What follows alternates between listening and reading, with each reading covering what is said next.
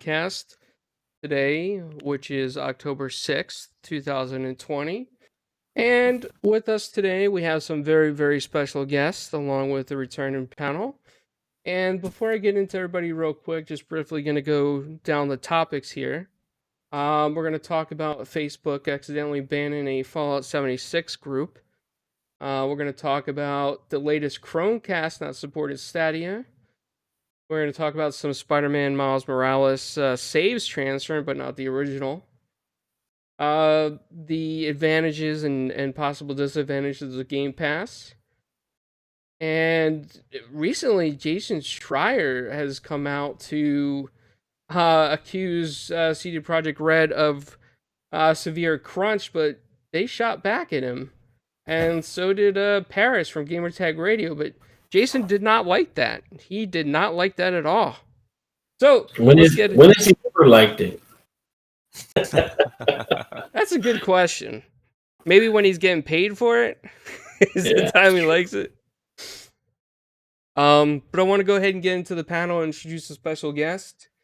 Longtime friend, and I think this is the first time he's ever been on Four Guys with Quarters, is Downer from TXR, the Xbox Roundtable, a fellow Gamers United Guild podcast. What's going on, man?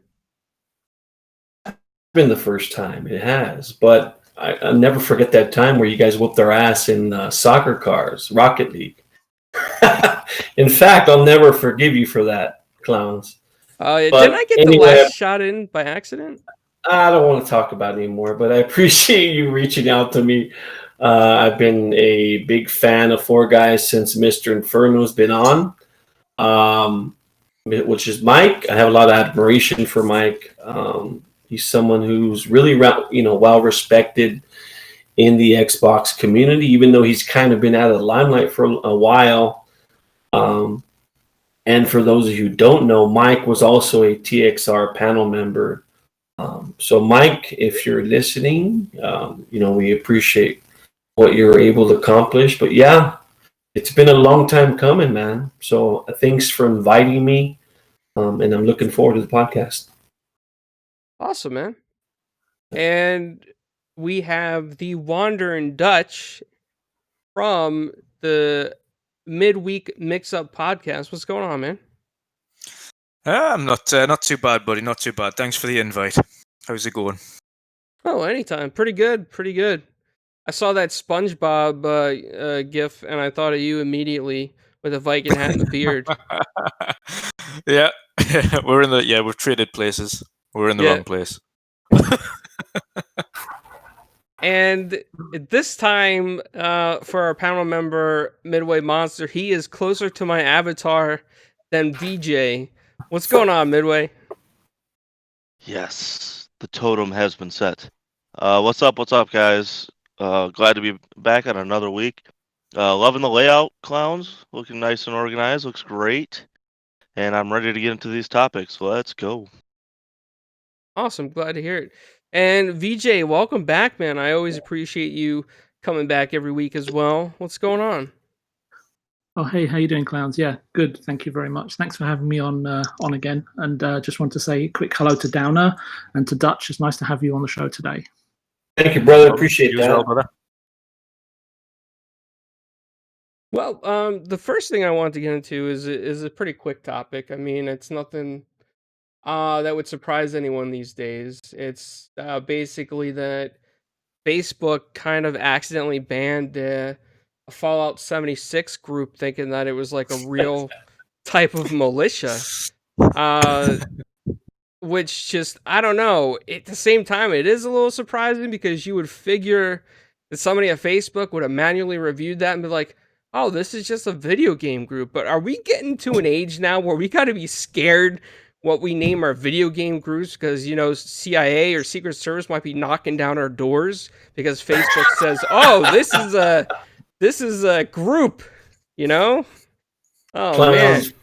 Clowns, first of all, that article's a little misleading, buddy. But just because somebody belongs to a militia doesn't mean the group is doing something nefarious or wants, some sort of nefarious action towards another group of people. without being too political. I mean, you've seen my posts. I'm kind of a political guy, but without being too political, there's a bunch of reasons why people would want to form a militia. But the same thing applies here with just I think it's a cool idea with the whole Fallout militia thing, because it makes sense in that particular world.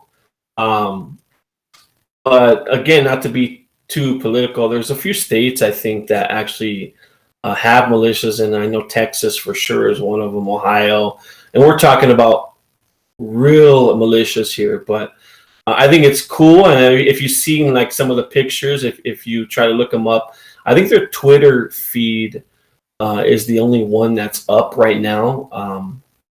But some of the pictures are cool. They take nice pictures. They do things together, and I just think it's a nice community set in that game world.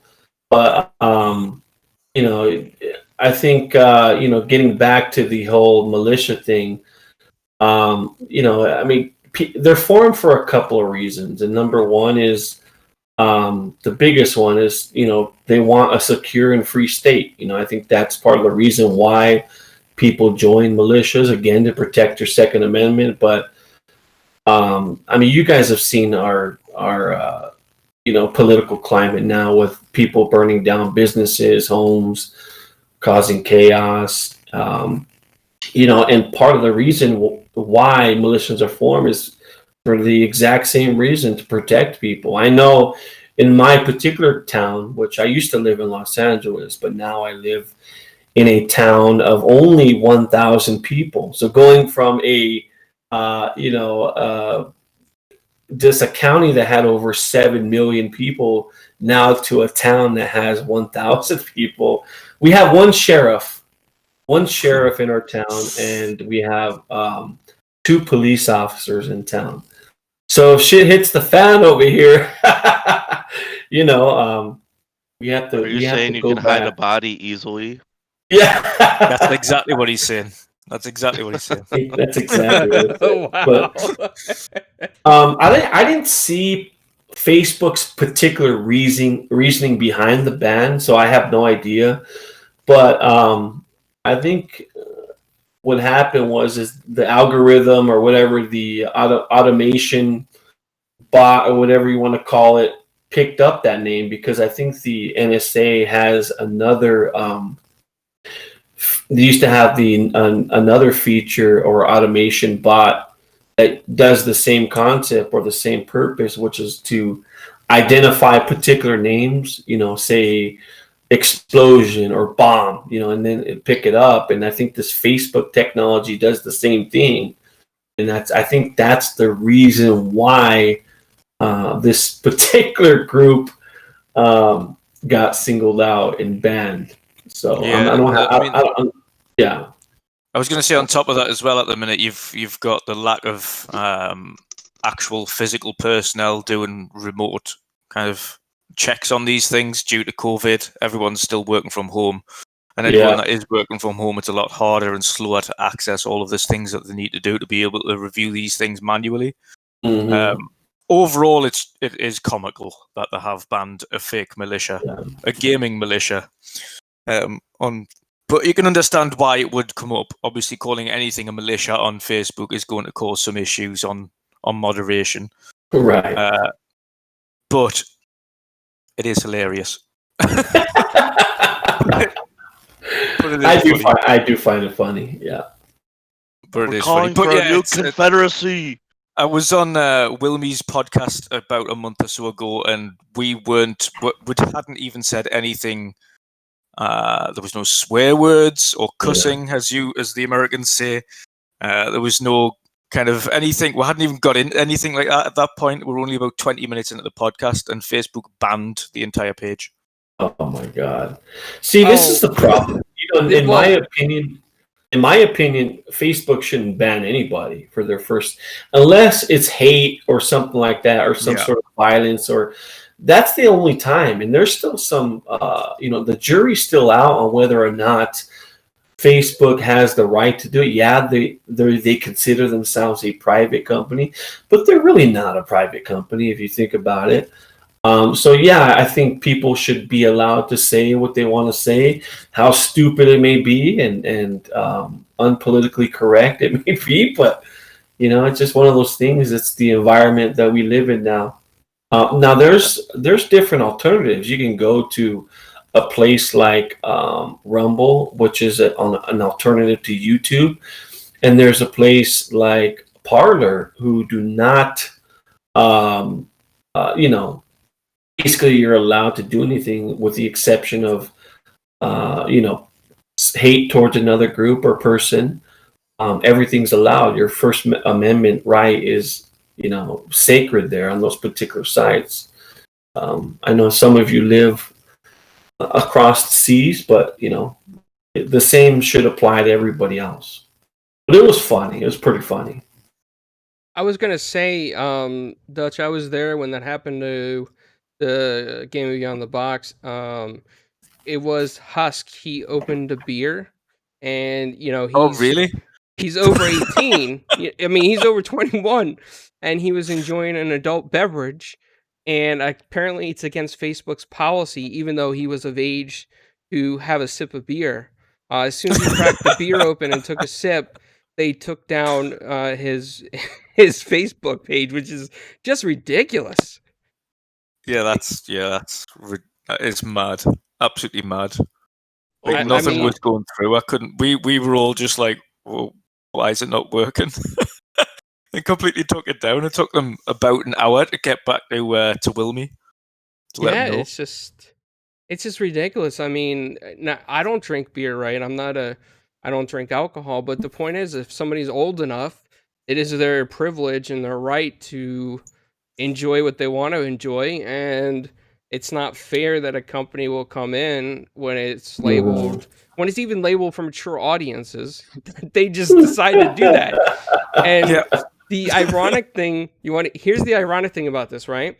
So the other day I was on doing an interview with AJ of Battletoads, and in the Twitch stream VOD that I did, which I pulled up during the interview, apparently Twitch puts in beer advertisements, like alcohol advertisements, and Twitch is fine with it, but Facebook's not. Like, I just don't understand the concept here. Yeah, the logic behind it's pretty crazy, to be honest. It is. Yeah. VJ, also feel free to jump in if there's anything you want to say. But I want to go to you anyway on this, VJ. Do you have any thoughts on this? Not really. It's not really something that I follow. I don't play Fallout 76, nor do I have any experience with these types of issues. I think the rest of the panel and the guests are providing more than adequate information and an opinion on this topic. Okay. Well put. Yes, sir. But there's just so much disinformation out there about militias in general. Without getting too into it, I mean, again, not being too political, but look at the debate. I mean, it's crazy. See, I'm the person, right, Downer, and you may know this, okay? And this is not to get political or anything. I lean more liberal, right? But I don't disrespect another person's point of view if they're full conservative. I believe that everyone has a right to believe what they want to believe, and you vote how you want to vote. That's what democracy is. And whatever the voters put in office is what we're going to get. And it's not, everybody's not always going to be happy, right? But that's for sure. You just can't complain when people are acting on their democratic rights in America. That's the only thing I'll say on it. I'm not trying to get political, but I just feel like everybody has a right to believe what they want to believe, and that right should never be taken away from anybody. Right. You're here, buddy. But you know what Google is taking away from people? This is a pretty Stadia. bad segue, but yeah, they are taking away Stadia in the new in the new Chromecast, which looks this looks like one of those old remotes for like an old fan or something. I don't know why they're going back to this type of design, but why they are taking out Stadia when they were promoting this so hard for so long. It's gone. It's like not even in the new product for 2020. It's Maybe they've dropped one when they've seen that AWS is coming into the streaming world. Yeah, maybe they're just phasing it out. Who knows? But to be fair, when Google's trying to go head to head now with what will be Amazon and Azure, the largest kind of cloud platforms in the world, it's going to be quite difficult for them to match up with them in a term of quality. But I think this is maybe just a very weird oversight on development of new products. I don't understand why they've launched a product where they've already supported something and then not included support for that product onto the next one. Right. It's a bit of a big oversight.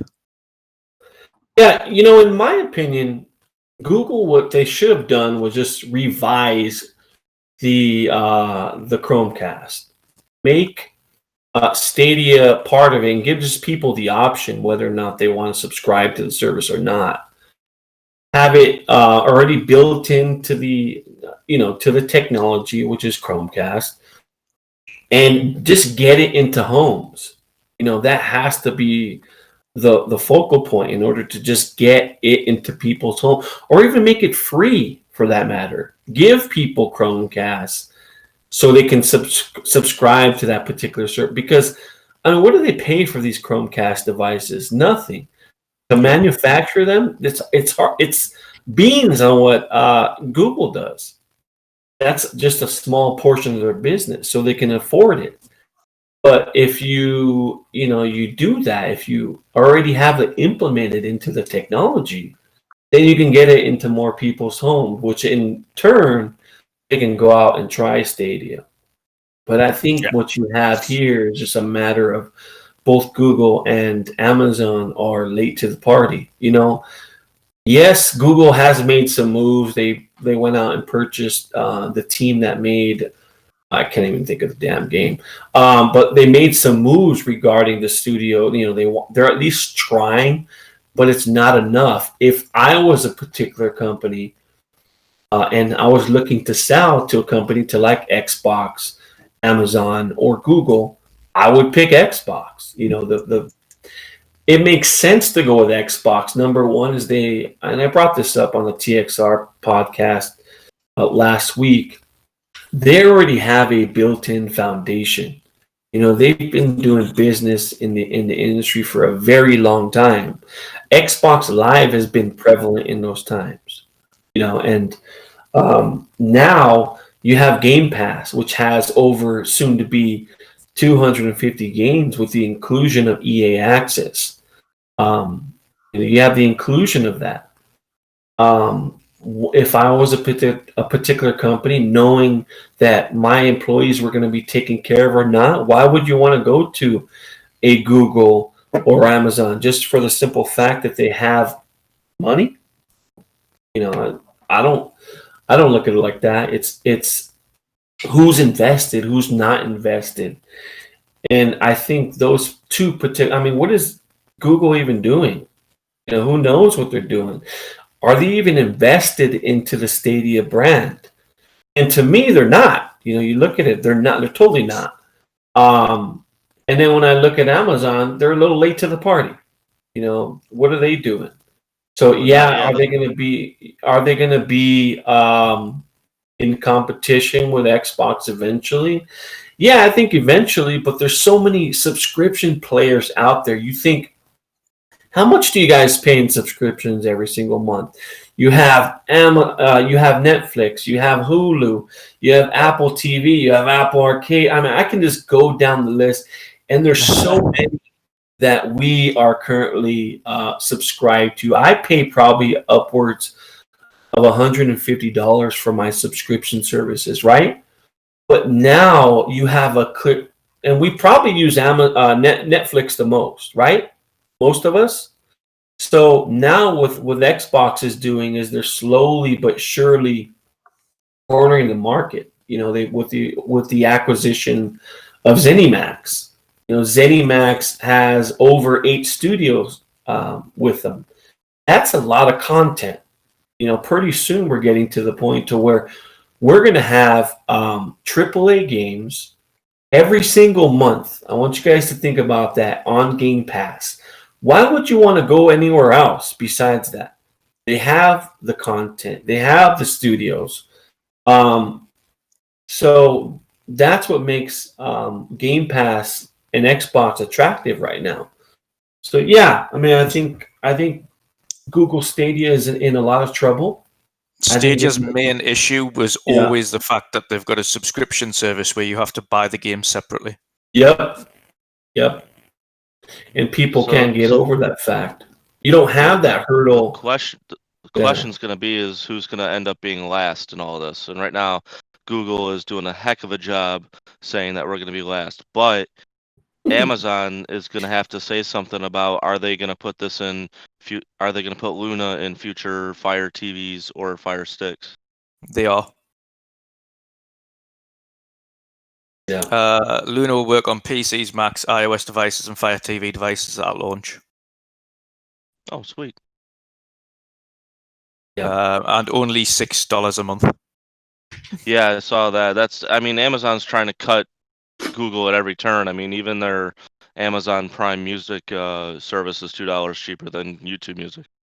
My only wonder is if you have Amazon Prime already, does this go on top of that, or can you have some kind of bundle thing that goes with Luna, and you just get it as part of your Amazon Prime subscription? Or if it's in part test, of that'd be a hell of a deal.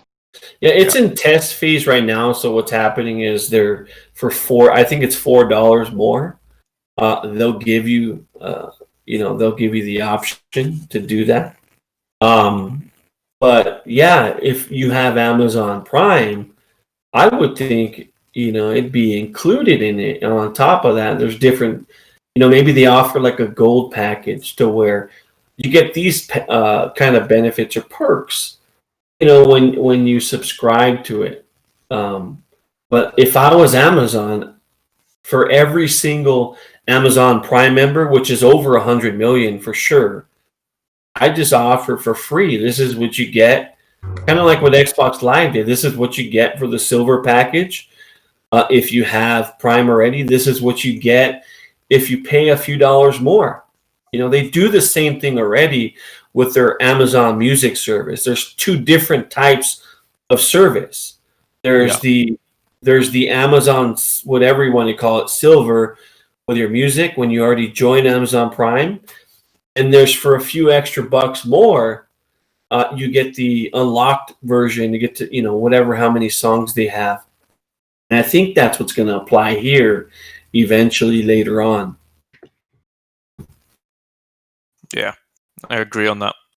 Well, hopefully. But I mean, if anyone, and this is the thing, Amazon, I think, are going to be taking a leaf out of Xbox's book and doing it as a full streaming service, not charging additional for the games.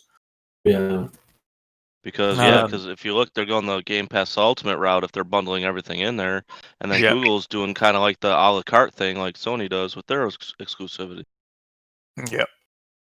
Because Luna, if you have a look at the list underneath, it just says unlimited hours of play, a growing library of games. So that says to me that it's just going to have a library on launch anyway, and you don't pay for those games separately. 1080p 60, 4K coming soon. Stream on 2 devices at the same time, which is a bonus. Play on PC, Mac, Fire TV, web apps, iPhone, and iPad. As long as it's 60 frames. Yeah. And then they're adding Ubisoft to it as well. Yep, clowns. Oh, I'm sorry, Dutch. VJ, I was going to ask you your input on this. Sure. I'm not completely well versed on Google Stadia, so this is sort of like an uninformed take on the situation. And please feel free to jump in if I've got any of my facts incorrect and so on and so forth.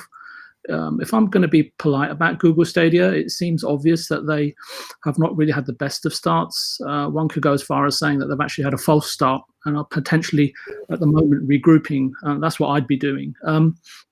They came out of the blocks discussing tech without seemingly having a really well thought out business plan. Google's business model before all of this Stadia is advertising, eyes on ad engagement, all whilst earning sort of small amounts of coin, right, from their 250 odd million ad clicks per day. And I was just having a quick look earlier today because I didn't really have any clue, but I think about 112 billion of their revenue, total revenue of 160 billion is all ad revenue, right? 70%. So, but then if you look at the key difference between them and say the others, Xbox, I think someone mentioned Game Pass, I think it was Downer, they've simply been able to told by, I think, Microsoft sort of, corporate board in terms of, hey, look, our overarching corporate expertise is providing software solutions for a subscription fee. So with Bethesda, I think that what they've done is sort of rounded out their software package, right? And I think the people in the panel have also outlined, look, they've got more content now as well, far more than their possible competitors. Prior to Bethesda, for me, Game Pass was, when I was looking at it like from a stand-back position, was like akin to Microsoft Office minus Excel, Outlook, and probably PowerPoint as well, right? And they're trying to fill those gaps. Plus, Xbox will be aware of tried and tested strategies as well in order to adequately and sustainably increase subs. So it's to their strengths at the end of the day. Sony, if you look at them, they are an extremely diverse company, but one of the key areas of its business has always been electronics, which is selling boxes, but with consistent flow of high quality content supporting it, right? So how do Google leverage what they're efficient at? That's what it comes down to, partly. And how do they retain sort of eyes on their content and on Stadia once they hook in customers with great content, right? It's not saying that they've got terrible content, but the continuity of content from flow and rotation of the old is key, right? Not just for them, but for Game Pass as well. But obviously, Game Pass's strength is that they've got first-party staple exclusives which remain there from day and date for whenever, right? I'm assuming it's permanent. But overall, the answer to Stadia's issues is not an easy one, right? So I can do a little bit of blue sky thinking, and I don't think we're going to go, but arguably the tech is not quite there even now, and that's just one reason. Sorry. VJ, I think it is an easy one because number one is people are going to go where the content is. So I almost guarantee you right now, most of you watch Netflix more than any other platform out there. Can we all agree? Not me, but yep, fair enough. Most of us. My point is, go ahead. My point is actually in terms of how do they overcome the issue, not pointing out the fact that they've actually got an issue. We know that's pretty obvious, right? So arguably the tech was not there for me, right, in terms of what they were promising, right? There was a certain amount of T-flops they were trying to market, 4K, online, no lag, latency's part. They never delivered on that, right? And that was one of my things why I'm standing back from endorsing them, right? But besides the biggest thing was there was no long-term feasible business plan in my eyes, right? Maybe I can't find it, or maybe I'm not looking hard enough. I don't know, right? They need a variety. The problem with Stadia as a division, they need quite obviously a variety of expertise and personnel to be embedded into the division, which they don't have. I know that they've got Jade Raymond. I know that they've got Shannon Studstill. And I would say that they are key appointments, but not quite enough. And I also know that Ubisoft Montreal are currently not happy with people being poached from there. But premium marquee third-party games on Stadia is, of course, helpful. But I think they need to figure out how to integrate potentially Google Play, right, into Stadia. If there are synergies there whatsoever, I don't know, right? That's a great point. Great point. And there could be any number of non-expensive gems or studios that are producing content for Google Play that people can play, and that that Stadia, Google Stadia division could support. They need something like even a Candy Crush would be great. And I know it's easier said than done, right? But this is blue sky thinking at the end of the day. Whatever they're planning to do next, and that goes for any company, right? The others that you've mentioned, Amazon, and I'm sure maybe there's one or two other in China, who knows, right? Stadia needs time, right? They need time to redefine its foundation and define its business plan. And that means, first and foremost, recruiting the right people. Once they've got a definitive, cohesive, long-term business plan and a creative vision, or better still, a leader, that can actually deliver that vision, like Phil Spencer over at Xbox, because that's something else I'm not seeing, right? Then perhaps once again they can come again, right, with a stronger PR and marketing push. If Google Play or their equivalent of, I think it's the Idea Xbox division, is it over at Xbox? That's right? Right, yeah. And I worry, is that division got the right people in it? Is it being active? Does it need to be reconstituted and provided a new set of mission objectives? And even that will take time. If I was Google, I'd be looking at an acquisition, or at least considering it. And I'm sure they have, right? I'm not saying I'm like Albert Einstein or anything. I'm just giving you a completely amateur take on this, right? And considering it. And for them, I was thinking about when Clowns pinged me, and I thought just Valve popped into my head, right? Maybe they're a good fit. I believe both Google and Valve integrate or use Linux in some major capacity, right? So compatibility might be very sort of a bit of an in there, a bit of a sort of shoe in the boot sort of thing. But I hear you. Sorry, I'm just not technical enough to look at synergies in the technical area. That might be something for somebody else. But with the expertise of both companies, they could feasibly even build a box if needed, right? Gabe, and the reason why I looked at Valve, not just because it's Valve, I was looking at Gabe. And I just recalled seeing a video of him when he was on some New Zealand show, right? And they was asked about PS5, Xbox. He said, "Oh yeah, Xbox." And he's 67 now, and he's built up a legacy, and he will be thinking of how it moves forward without him at some point. And just to draw a parallel to that is that George Lucas sold Lucasfilm at 68, right? So it's only a year difference. Albeit, my personal opinion, and please don't shout at me, is that I think he sold it to I think other partners may have handled Star Wars more sensitively, but that's just my opinion. But Valve also has, I think, about 100 million subscribers or something like that. But about 95 million monthly active users, and I think only Sony have more than them with 103. But 30% of those are in China, and Google are not in China right now. So that made a strategic sense, and maybe add a few more dollars onto if there was. It's funny you bring up the age of the CEO of Valve. When he's ready to sell, why not it be Microsoft? Why not it be Xbox? My argument would be Valve to Amazon makes much more sense. But anyway, that's a topic for another thing. I'll just finish my point, then I'll just shut up. However, I think with Jade Raymond and Shannon Studstill at Google, they are potential stewards that are respected and speak Gabe's language. They know how to harness creativity, and they've got a proven track record of doing so. At the end of the day, it will come down to Google's appetite, their vision, creativity, and leadership. And these questions they need to be able to answer. And the other question is, what is their version of future of entertainment, right? Which I think is also a fundamental answer. And those haven't been answered right now. And until they can do that, I don't know how they move forward.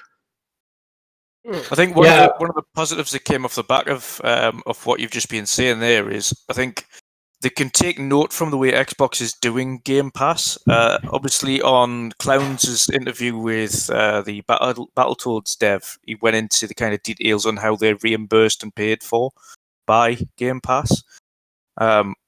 To me, that's crazy. They're under NDA, man. You can't be talking about that stuff.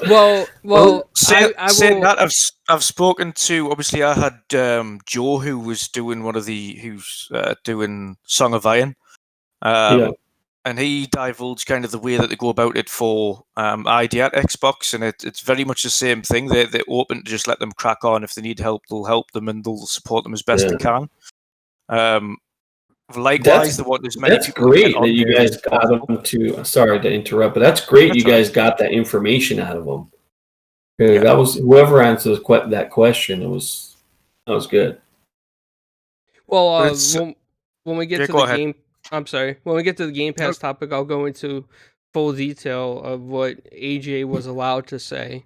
Oh, and okay. he was allowed to say that because he wasn't under NDA for that. Interesting. But go ahead, it's a Dutch. really good. I was going to say that's a really good thing, especially for independent developers. They know they've got the full backing of Microsoft to really go for it and put their game on there, and know that they can make a profit. But even if they don't achieve what they hope to achieve, then Microsoft has got their backs anyway, so that they don't kind of go down with a whimper.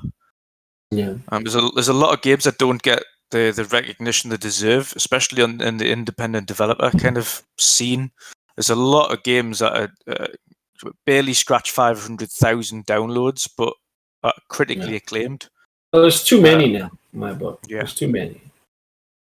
And it's really good to see, but that's something that Google have the financial capabilities to do, and it's exactly what VJ was kind of touching on there. They need to pull something out of the hat, and especially with the ID at Xbox and the Game Pass kind of sector, something like that to give the reassurance to these developers, right? Okay, we're going to pay you this lump sum to get your game on here first and foremost. Not only are we going to do that, but we're going to give you the financial backing to say, listen, if it doesn't do well initially, then don't worry, we've got you covered. We'll cover up to X amount of units, so at least you've got that.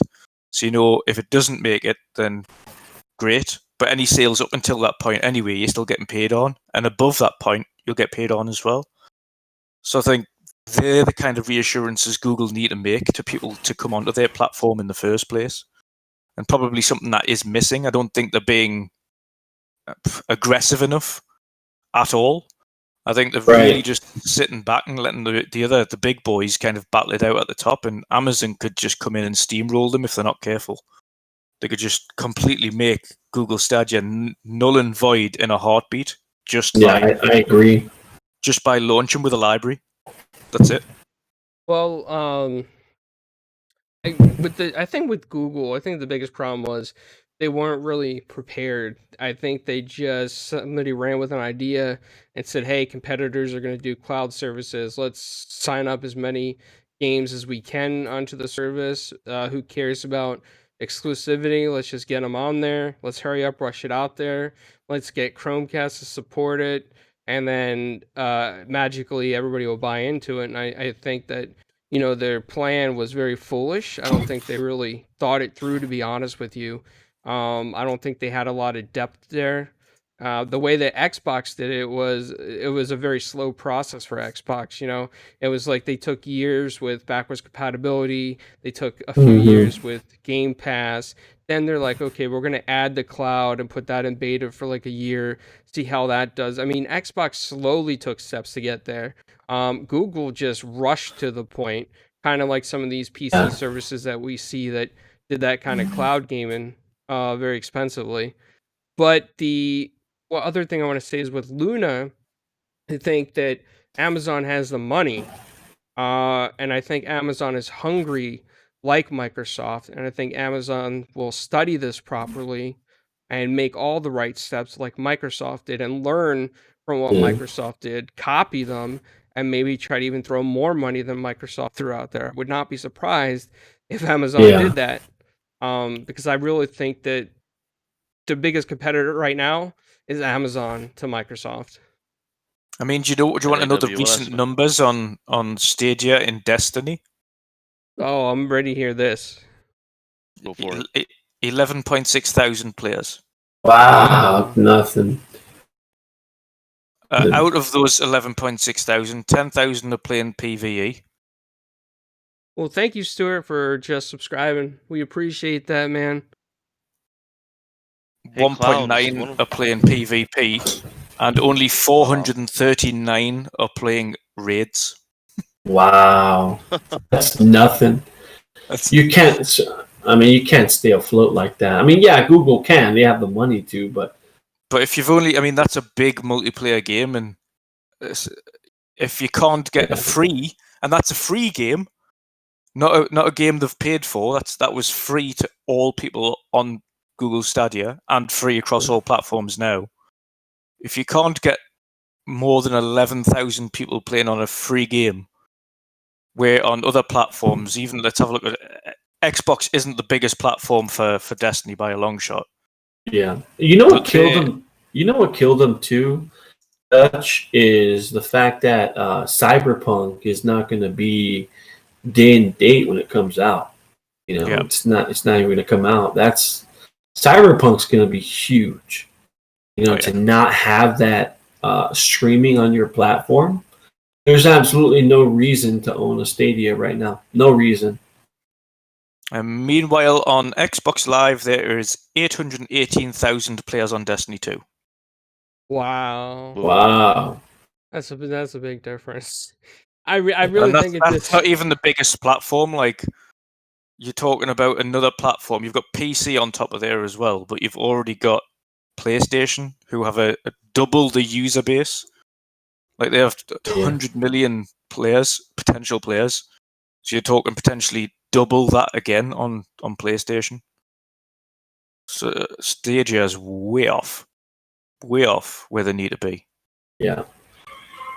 Well, the next topic I want to get into real quick, and this is going to be a fast one, I think, for everybody, is this Spider-Man Miles Morales situation. So from my viewpoint, I find this a little bit ironic that Spider-Man PS4 and Miles Morales, which is also going to be available on PS4, is kind of like the same engine, you know, it's just like built off the same thing. However, the Spider-Man PS4 saves will not transfer to your PS5s, but your Miles Morales from your PS4 will transfer to your PS5s. Now, I don't know if maybe PlayStation changed the encryption and the way they do their save files to prevent like hacking in the cloud. I don't know, but I know the answer to this one.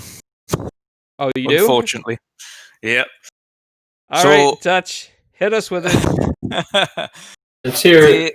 The remaster is an entirely different executable file, so it's not the same as the original. So it's classed as a brand new game, and because you can only get it within the Ultimate Edition, the save does not go over because it is classed as an entirely different game. Yeah, and that makes sense for sure. So, however, the problem isn't now relating really to Spider-Man. It's the countless other games that are having issues with cross saves that don't have remasters, and there's a few. Maneater is one of them that's come out recently and said exactly the same thing. So it's a whole new game. Yeah, it's a whole new game. Even though you can buy the Miles Morales separately on PS4. Yep. Wow. You can't buy the remaster separately. It only comes in the Ultimate Edition. Wow. I am at a loss for words. I guess it's... I guess in a sense they want to make money, and it's one way to do it. I mean, they're in the business to make money, not to please everybody, unfortunately, and Sony has always been at the forefront of making money. I'm going to be fair. With Sony here. Well, Downers being fair with Sony? I'm going to be fair. They just got done spending, again, I don't know the exact details, anywhere from $300 to $500 million on Insomniac. So they need to get some of their money back. You know, that's one of those things. Yeah, they're ripping off people. But, you know, I forgive them. I mean, come on. You know, you got to get your money back somehow. So that's my take on it. Or quote-unquote remaster. I'm not surprised about this. I mean, did The Last of Us PS3 go over to the PS4? I don't. And obviously they want their engagement numbers and selling numbers as much as they can. So they want people that stay engaged in Miles Morales from PS4 to PS5. But see, you're right there as well with The Last of Us. They didn't just release The Last of Us, though. They did The Last of Us Remastered, which was a bump in resolution in HDR and. again, I'm gonna be fair. What did we get for most of this generation? We got remakes and remasters. You know, if you look down the list at probably about a good 40% of these titles, a lot of them are just they've come out on last gen on the 360 and PlayStation 3. Maybe it's not 40%, maybe it's not even 35%. But there's a large portion of these games that have come out that we've accepted and we've purchased before. You know, I know I've been guilty of buying a remaster and a remake several times in this generation. So, yeah. Sorry, go ahead. No, that's all I'm saying. It's just we've already come accustomed to this. So why is it surprising? Yeah, it's not to me in my book.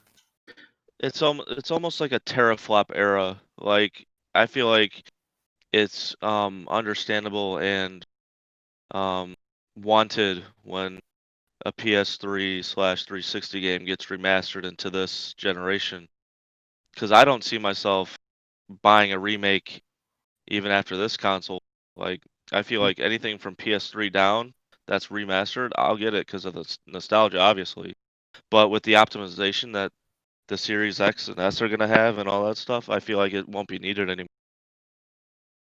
Dutch, I've got a question for you, if you don't mind. Yeah, go for it. There was just somebody in the chat, and I'm pretty layman in this terms as well, so I'd really appreciate if you have any sort of answer. Pong Soul says, bigger question, are the PS4 Cyberpunk 2077 saves going to transfer? Can you imagine a couple of hundred hours into the PS4 version and then by 2021 and nothing carries over? Great question. It's difficult to say because a lot of developers now, and I refer back to this is probably something you're going to have. Someone's. I'll ask one of the. I've been speaking to one of them, so I'll ask one of the developers if he can enlighten us. Thank you. But again, on Maneater underneath, which I referred to earlier on, there was a question underneath that asked simple. I'm fine with PS4 game progress not carrying over to PS5. Correct me if I'm wrong. I think that was the case last gen anyway. My question is, does the PS5 version of Maneater have separate PlayStation trophy list? And they just replied it will. So essentially it's classed, from what I can tell, is when they're porting it across to PlayStation 5, it's classed as an entirely new game as opposed to just a carry on. Mm-hmm. They've obviously got something going wrong there, and they've even made sure, and I think if you have a look back at the questioning and the wording around backwards compatibility even to PlayStation 4 to PlayStation 5 from Sony themselves, they stated that their own developers would have to make sure that their games worked on PlayStation 5 that were produced from June onwards or released in June onwards this year. It was July, yeah, just prior to the Ghost of Tsushima release. I remember that. Yeah, so to me that tells me that they have to implement something within their game in terms of coding that allows them to do certain things on the new system. So therefore, all games produced beforehand or released beforehand didn't have that opportunity to do so. However, games releasing following that, I would no doubt they would have given the remit to the companies to say, right, that this is what you need to do and this is what you need to do to get these things to work. So I would imagine Watch Dogs, Cyberpunk, etc. It should go over. I think even Yakuza have said that they might or might not have saves already, which is a big one because that's a 6-month difference between when it releases on Series X and PlayStation 5. Yeah. For the next gen patch, but I think Yakuza have come out and said that saves won't change over. Now, Dutch, do you think that's the reason why, at least in the US, I know it's probably the same everywhere else, but games are $10 more now. There's some games are $10 more now, as opposed to some that are just kept at the same, like, Watch Dogs 2, for example, $59.99. Yeah, but games like Ubisoft, etc., if you have a look, it's strange, and I don't know why it is, but on Amazon seems to be in the UK at least anyway, £5 more for Ubisoft titles on the PlayStation than it is on the Xbox. That's a very That's- strange. I don't That's understand interesting. why that is as well.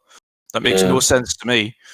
It almost But it's feels not. like, I mean, in terms of it almost- the kind of crossover pricing as well, like it's $70 in the US for games, but it's €80 in Europe and £70 for games in the UK. Now, if we're actually doing the translation to dollars from our currency back to your currency, that translates to $91 and $94 respectively. So it's nearly $100 per game. So the actual difference in cost for us is far higher than it is for the US. Obviously, it's still a $10 increase, but that's not the case in the UK. It's a much bigger jump in layman's terms. It's a very, very strange one. I don't understand that. I think it's potentially they're trying to reclaw back some of the development costs of games being produced for PlayStation. And I think it is a lot more work than they're letting on, especially if they can't get something as easy as putting saves over. Xbox have a massive advantage where all saves have always been on the cloud and you can synchronize between several devices in seconds. Whereas PlayStation, you need access to PS Plus to be able to access cloud saves in the first place. That's So crazy. games are normally natively stored on the hard drive, unless you have PS Plus, in which case then it's stored there. But either way, it doesn't automatically upload your saves to cloud. You have to manually update them to the cloud. So therefore, I think there's obviously some kind of hindrance between getting your saves that were stored on the hard drive on the PlayStation to the cloud, and then from the cloud to the PlayStation 5. There's something that's going wrong in that process there, which is causing development issues for these. And none of these developers that have come out previously and said regarding that issue, what exactly that issue is, they've simply come out and kind of advised, we'll let you know when we know more. So they're obviously trying to work on it, but how long that's going to take, God knows. But there's going to be Yakuza is one of the main ones, I think, initially. Having a 6-month difference from when they launched the game on PlayStation 4 to PlayStation 5 in terms of the actual patch. And if you've put 100 hours into that game, for instance, with it being a role-playing game and a turn-based combat this time around, if you put 100 hours into that game, for instance, and then go on to PlayStation 5 and you can't load that save, is that going to encourage you to play it again? You're going to be wanting to jump back into that from scratch? I don't think so. I've done the same with Witcher 3. I've got 70 hours into the game and I'm like, I don't have the time or headspace to start this again. Yeah, there's no way. So Also- it's... Yeah, So much for a short topic, clowns. Yeah, I mean, Dutch knew the whole detail, like in and out of this. He's like, "I got you, Sony. I know what's going on here." Extremely educational. Downer, does this make you want to get a PS5? Are you gonna go out and get a PS5 now, Downer? You know what? I had my pre-order day one, but Xbox has made, and call me a homer, I don't care. Xbox has made the necessary moves to have me go all in. I'm a gamer at heart. I've owned all the systems ever made, but now, knowing that Xbox is in a position of strength, I'm an Xbox fan first. Everything else is second. It's always been second, but I've always played different games on different consoles, whether it was Nintendo or because of the exclusives. And now with Xbox being in a position of power, I'm all in. I'm focusing solely on my Xbox and the Xbox platform. I've I've returned my pre-order for the PlayStation. Call me crazy. But yeah, that's what I've done. Okay, so you're not gonna scalp it like those GameStop employees in my area are doing? No, I don't need the money. So They allowed the baby to scalp the X from me and get two X's. Yeah, that's not going to happen. I'm more interested in the game or the system than money right now at this point. Well, I did want to go ahead and get into the Game Pass right now because I know that Dutch kind of talked about it a little bit, but basically, the way I look at Game Pass right now is that it's an ever-growing attraction for gamers at a fraction of the cost of actually buying games. And I think with some publishers raising prices, I'm sorry about the audio, but some publishers raising the prices next generation, I think Game Pass makes a little bit more sense for people, especially if you're on a budget or if you're one of the people that usually play games and trade them in. Yeah, Hero, I did fix that. Thank you. It did pop up and let me know. So now, I mean, Doom Eternal, Destiny 2, its DLC, Forza Motorsport 7 is coming.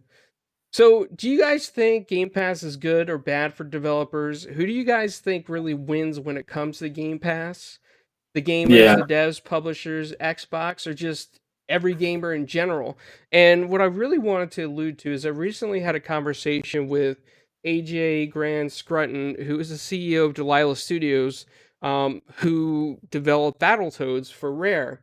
And what he basically had to say was that Game Pass is a real benefit, especially to indie developers that might not have the backing of like a AAA studio or major investors, because the way that he understands it from other friends in the industry as well is that if you have a title, you're an indie publisher and you have your own title, and you want to go ahead and get it published, you can go through ID at Xbox and get some financial help. ID at Xbox will then help you get that into Game Pass.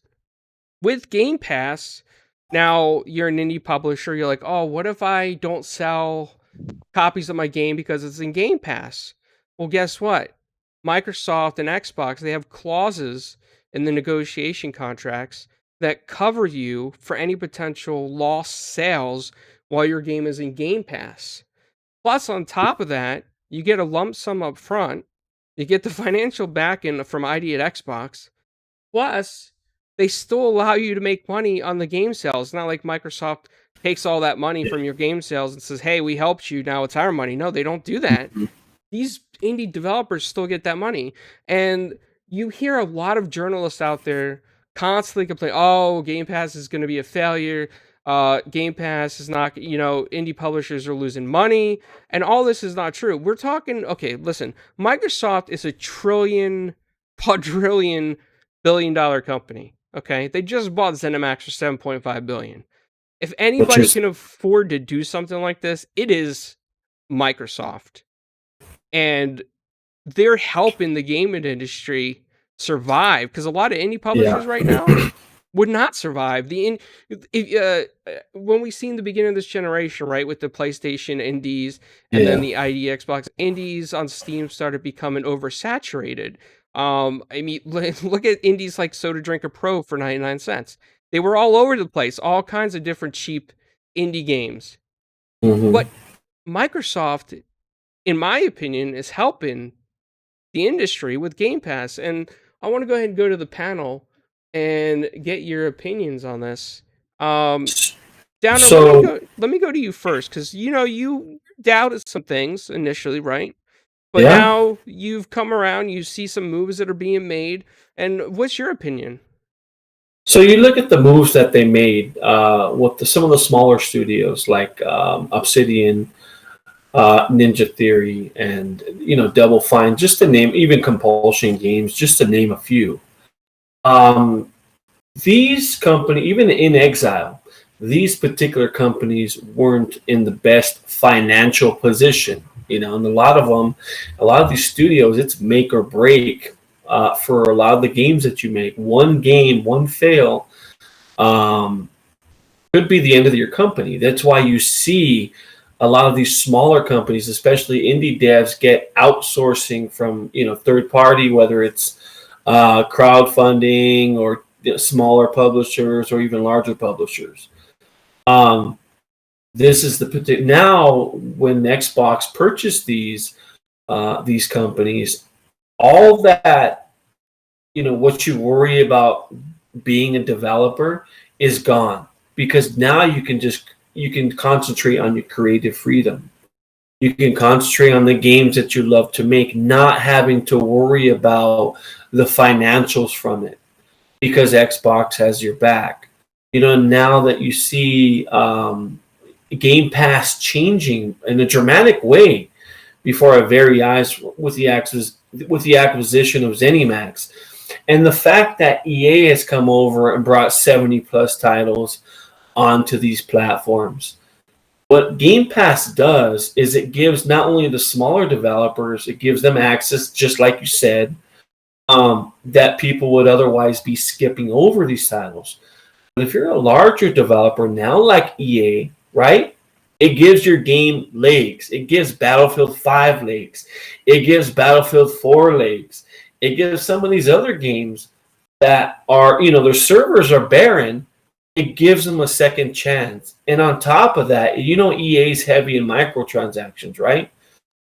It gives them another opportunity and added revenue on top of that. So there's an incentive to join Game Pass. And it's just it's just a better deal for gamers. And it's a better deal, for both developers and publishers. It really is. So that's the way I look at it. I'm looking for Xbox and Game Pass, to make another big move to add to their collection. I heard they're not done yet. I don't know what you guys hear. I heard they're not done yet. Whether it's Bungie, I know the executive at Bungie is kind of, put a X on that. But who knows? He can't talk about those things. So what he has to say, I just take it at face value.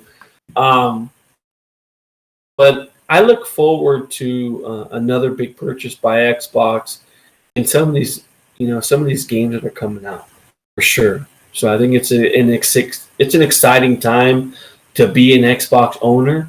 And if you're a gamer, if you're a parent looking for value, you're going to go with Xbox because they have a system at $299 now that does that runs at 1440, or it's just a good deal. $15 gets you all these games. So, yep, that's my take on it.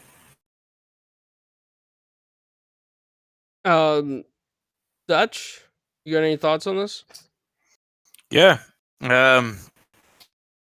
Game Pass as a whole, it's again like you touched on before. Its major kind of profitability point is on the indie sector as opposed to the AAA. AAA is more to get people into the service in the first place. Now, invested heavily in both Bethesda at $7.5 billion or ZeniMax, and all of their studios, along with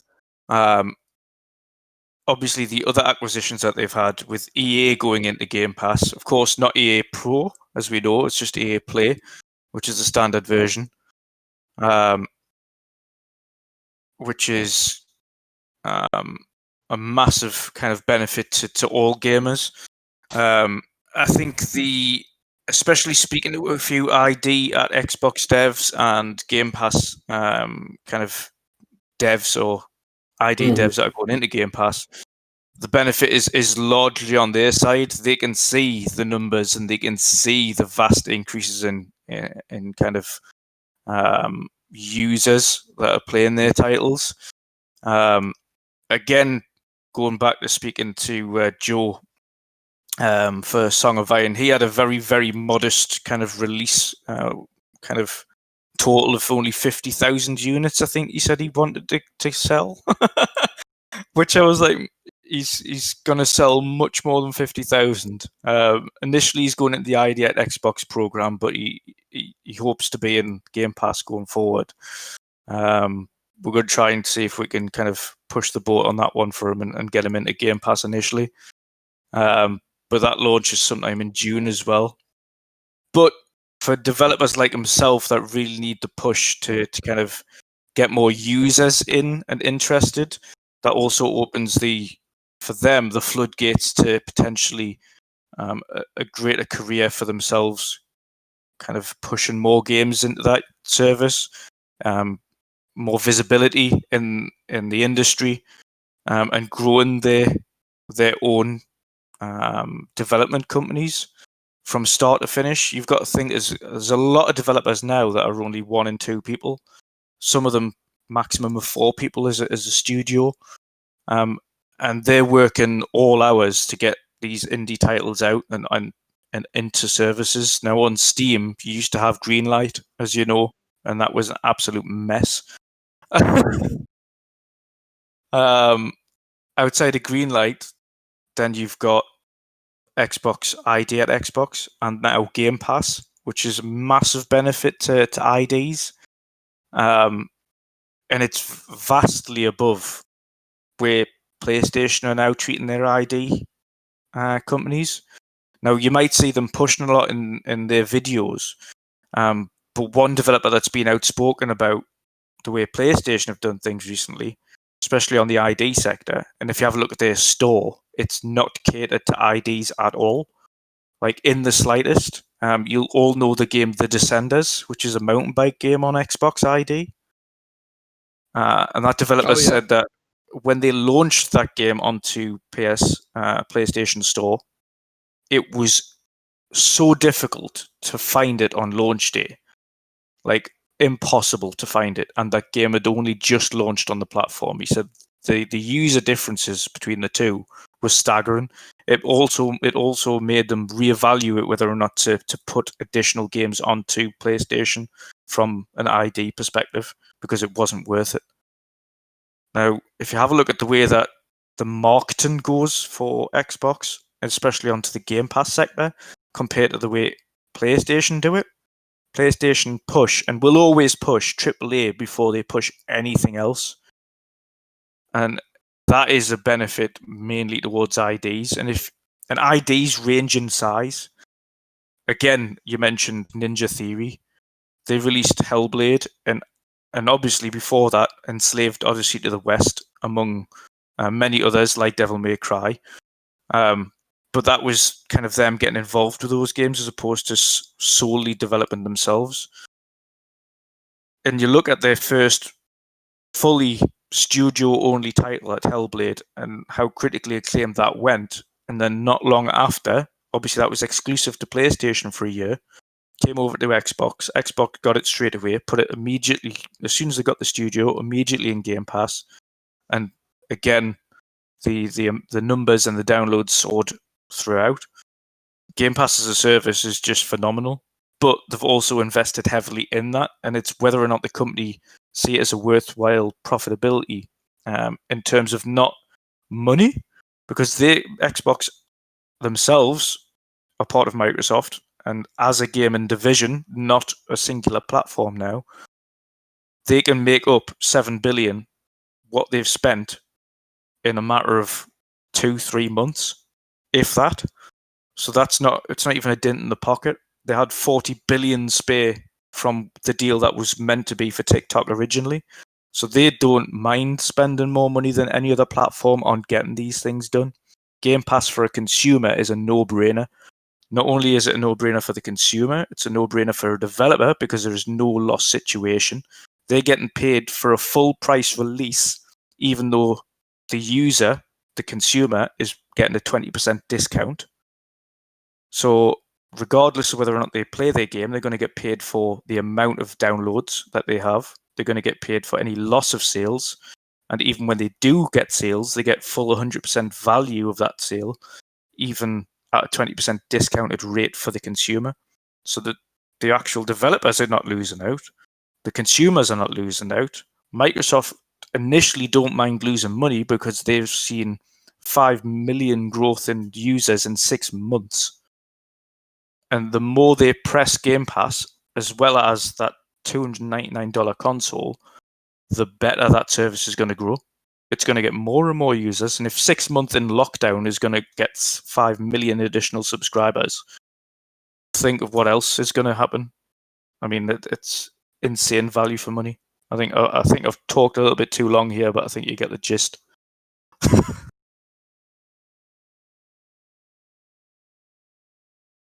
It all makes sense what you were saying, 100%. VJ, did you have any thing you want to add on this? There's a couple of things. Just before I talk about Game Pass and indies, there's a couple of things I'd like, because I know we've touched on Bethesda and the games that they've got. There's just one lingering issue that I've got that I want Phil Spencer to look at if he's listening. If you look at Xbox today, they've now tried for almost 2 decades to mimic Nintendo and Sony, their way of purchasing, nurturing, and creating a slew of powerhouse studios and IPs. Sorry, I can hear someone's TV. Sorry, it's a bit little distracting. You've got Rare, you've had Lionhead, you've had Big Blue Box, you've had Bungie, and then they acquired the Gears IP from Epic as well, right? To name the prominent ones. And I think they've sort of flirted with Insomniac, Platinum Games, and Remedy also comes to mind. It hasn't quite worked out for them. A lot of talent's left or stopped working with Xbox. Bungie and Epic also sort of walked away, and basically Xbox were left holding the brands, right? And you could argue with diminished value until they're sort of hopefully reimagined and invigorated once again. So for me, at least, one of the few remaining issues over at Xbox is their sort of historic propensity at failing to integrate companies and cultivating creativity and progressively sort of improving their IP and the value of their brands. And I really hope with all the other measures that Phil sort of seems to have sort of painstakingly taken over the last 6 years, I think, since his appointment. This is just one of the things I hopes he's addressed, and we see that coming through in all their sort of AAA titles and the studios that they're acquiring. But to sort of look at Game Pass, I just come at this a little bit differently, because I think Dutch has sort of it's going to bounce off in, because I think it's covered off like Game Pass and what it means and the value and all that. And I think that's all sort of undeniable. But the power, the question you asked was something about where does the power lie? And I was starting to think about that. And in the video gaming industry, before the digital sort of purchasing era, arguably all the power resided with retail stores, right? It was the only way that publishers and first party, or even hardware, right, could get through to end consumer, right, especially during the 90s and early 2000s. And obviously we've witnessed ourselves, right, like a paradigm shift almost, with like console sales, some games up to 70%, of first party or even top tier third party games going out, in terms of sales, right, 70-30 in the favor of digital. As consumers, I think that over the next sort of 18 months, maybe, that we're finally sort of weaned off of physical discs and content becomes like purely available via digital methods, then I think this is going to empower the new store owners, which is effectively going to be what, Game Pass or Xbox. Sorry, I don't know the actual. When you purchase games through Xbox, is it through Game Pass or is it through like a different storefront? It's both through Game Pass and Microsoft Store at the same time. Thank you. And then you've got PlayStation Store, and then you've got the Nintendo, Epic, and Steam equivalents. So these future digital storefront owners, right, effectively will then control and construe everything according to their own benefit and interests first and foremost. That will be sort of everything to prioritizing their own first party funded content and the strategic sort of curation of that in their stores, right? Xbox, I think, reportedly have like 35 first-party teams, and I guess those guys are going to receive the priority slots, right, in the forthcoming sort of Xbox multi-year release schedule or planner or whatever you want to call it. It's quite frightening, really, in terms of competition, I would say. Digital storefronts, for me, are sort of like, I don't know if this is the right turn of phrase, but like a garden, sort of like a wall garden store, right? And I think it's going to be very, very difficult for everyone going forward. And how does Xbox or any platform holder cater for the welfare of everyone involved? And I think Dutch touched on, indie developers, right? And he seems pretty well versed in terms of that. So the design of Game Pass and how it evolves and curates is key going into the future. My concern is for sort of aspiring developers or so-called indie developers, right? And I covered this sort of topic quite extensively on Indie Gamer last Saturday. Maybe there are separate sections, stables inside the walled garden, and the indie village is perhaps one of them where you can find these indie games, right, specifically. But the tech and initiatives themselves are not the issue. It's how responsibly tech companies deploy such advancements, in my opinion, to the benefit of the user, communities, developers, and bringing companies and creators together. That's what's important, not sort of divide and restrict them. And I don't know if this is a fair parallel to draw, because I haven't really been following it other than seeing it. Now you've got this situation with Epic versus Apple at the moment, right? I'm not sure if that's the best example, but I want to see less of that going forward. I know it doesn't affect us gamers on a day-to-day basis, but it's something to watch out for, right? So unfortunately, though, more often than not, we've seen corporations eventually becoming self-serving, right? Everything is designed to mislead us, whether it's marketing, whether it's PR or whatever, right? And so on. And so we acquiesce, right, into preaching and repeating a certain mantra, and it becomes what's best, and everyone should follow that course of thinking, or you're sort of like outside of the camp spitting in now. So until a new narrative, right, they come up that serves a corporation and its shareholders even better, right, and then they'll change it again, right? So I guess we all have to realize that every game that is made is a gamble. I think if you talk to any developer, large or small, they'll tell you the same. And then the other side of the coin, you've got the public, which I think is extremely fickle, and that in itself is a bigger human issue, right, in itself. So And that is what I think about Game Pass. No, I agree. I do agree with VG on the last point. The general public is extremely, extremely fickle. From one point to another, you don't know what you're going to get. I do feel like there's a couple things that some people are kind of missing on, and the one thing that Xbox is preaching on is engagement numbers, and the one thing that Bethesda makes, and a couple of the other studios that were on the list that they acquired, they make RPGs, and RPGs historically have the longest engagement. So, and to have EA is a company, EA is a business. They see the numbers, they see how Game Pass is trending up, and they even have a couple RPGs of their own. And I'm actually interested in playing Dragon Age when it comes out. I haven't played that yet, so I'm very interested in that. And there's go ahead. Yeah, there's another thing. I just have this feeling, because there's another company out there that does do a lot of I guess you could say more engaged type games, and that's Ubisoft. I have a feeling that Ubisoft Forward, I'm putting that out there. I have a feeling that Ubisoft Forward is going to somehow get their way into Game Pass, like Bungie did with their game and their content. Hey, I have a question for you. What do you mean by fickle? I understand the terminology for it, but what do you mean? What do you mean the gaming community or gaming public is fickle? I didn't say fickle. No, it was myself and VJ. So, for instance, on a fickle general public is from one day to another. So there might, for instance, if you have a look at smaller indie titles, and this is just as a reference for the term fickle in the community. But if you have a look at smaller indie titles like the one that Clowns has been playing with recently, what's it called again? Among Us. That game is the thing of the day, but give it a few weeks, give it a few months. Okay, it's done. It's the next thing gone. We're gonna find the next big thing. Go on to it straight away. Like the actual what people want, what the general public want, change from day to day. So Game Pass is the big thing right now, and of course the engagement numbers and the amount of people that are signing up to that, it's brilliant. But the content has to be within Game Pass going forward and continue to change to suit what the public demand in order to stay relevant. So they can pump in all these big numbers and big games going forward. But if the public don't like the content that is within there, then it's going to start going downhill again. And that's where I think the variety comes in on Game Pass, which is what they're benefiting from. Yeah. So they've got EA, like you mentioned there with engagement numbers yourself. EA's engagement numbers for their sports games are through the roof.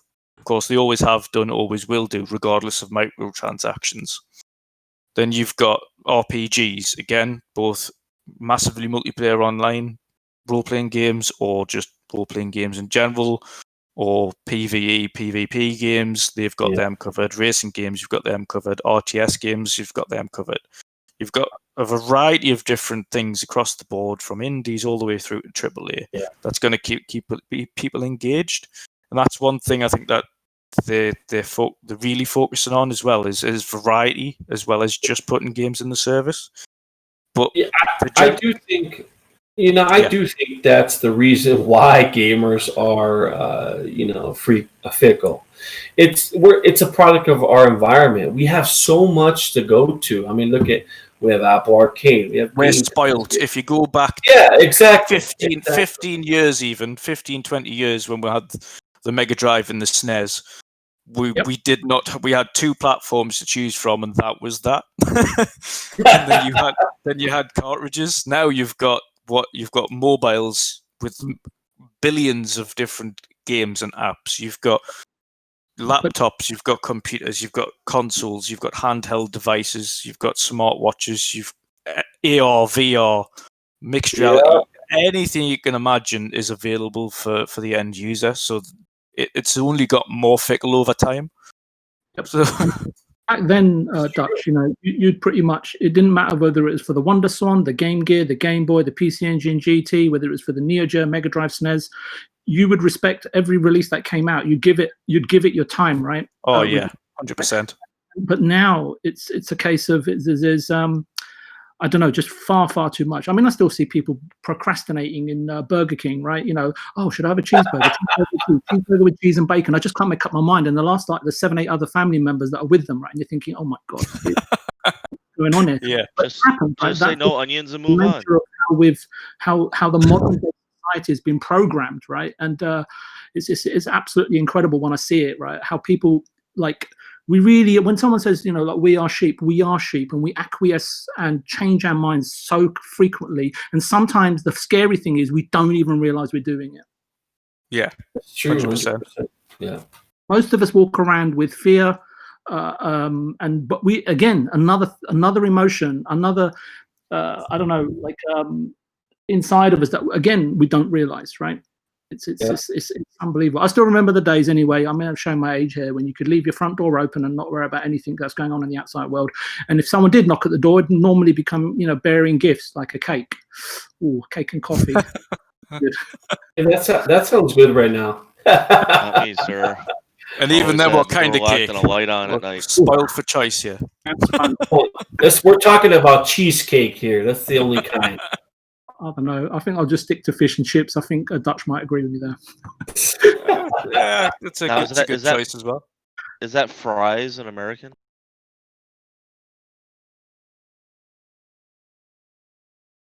Clowns? I'm here. There's something going on in the background. You've gotten awfully feminine. That sounds fun. There's something we had going another podcast there for a second, buddy. No, I'm still here. I heard the fish and chips comment. Is that fries? And VJ didn't respond. Because I don't want to be. I didn't come on to this show to be insulted by Midway. No insults. Yeah, we don't mean packets of crisps. No. We mean actual potato fries / chips. Potato fries. Well, I mean, the other thing I wanted to get into was this Rated CD M Projekt for Red. mature. I mean, basically, CD Projekt Red's going to crunch prior. At CD Projekt Red, it has always been our goal to take you on adventures both legendary. It's that the crunch that they're enduring is kind of severe, but according to the response from the studio, it's one extra day a week, and they are being paid. And I've talked to people. Not only are they being paid, but they're also getting a 10% bonus of the profits of the game. Yep. This is the most anticipated game probably Ever. this generation, if not ever. And if you're getting 10% profit of that, bearing in mind Witcher 3 did over 30 million, maybe more, maybe 50 million copies now. If they're getting 10% of anywhere near that, split between the development staff, you want to bet. If I was given an opportunity to work in a development environment where they said, right, okay, we need, for the next 12 months, you're going to need to work your socks off, potentially 6 days a week, or even at the tail end, only work an additional 6 days in a month to make sure that the polish and all of the things were out of it. On top of that, it's paid, and you're getting a 10% cut of profits from the game itself when the game is released. Yeah, and But the game you want to bet that those developers are going, yep. And the game's finished already. They're just working on the day one patch. As we speak, they're working on that day one patch. So when that game launches, it has as few bugs as possible. Yep. So to me, it's not like the kind of grind where they're just trying to complete the game. That's not it. They're just working on the bugs. Okay. And that's a whole different process in itself. Yep. Well, From a professional standpoint, I've got the guy's work. I mean, everyone keeps shouting about how he does X, Y, and Z, and this for the industry, and that. He's not done a damn thing for the industry. What he's done is interviewed several people for a book that he made back in 2017 about crunch. And then when he hasn't got an article to post, he then digs up more about crunch at a different studio. Yeah. And then when there's something not happening, he digs up another article about crunch at another studio. And if you have a look at those all across all of his posts for Bloomberg, since going from Kotaku, who were blacklisted from kind of the gaming sector, should we say, and couldn't get them out of that blacklist, went to Bloomberg. If you have a look at his track record of articles, they kind of just marry up with every other gaming news site. And bearing in mind, Bloomberg is a large financial institution. They report on financials across every sector in the world. The gaming sector being the smallest, I mean, for him anyway, one of the smallest on their site, probably. Bearing in mind the deal with kind of trading commodities, gas, electric, oil, you name it. So much larger sectors than gaming. His articles have been very mundane, and all of a sudden this pops up. Okay, I'm going to just bring up the whole crunch debate again. Why? It's just stupid. It's just because he gets his name into the spotlight. Yeah, and you know what? He's probably doing crunch, trying to get these news, get this news out. And that's what I've been trying to say. I mean, every sector in the world, if you speak to, I mean, imagine the construction industry looking at his article, and or even those that go mining, or those that work on oil rigs, and he's talking about crunch. Well, you know what? The other thing too is there's the other aspect to this, and this is this is not some chump game that's coming out. This is a game that's looking. There's fans all the way across the world. People are looking forward to this game, and they want to play it. And for CD Projekt Red to come out and, hey, yeah, we're going to work 6 days a week as opposed to 5 because we want to finish this game for the fans and the shareholders, that's okay in my book. And for Jason to do so, and then he has the audacity to attack, Paris. I mean, that was just really, come on.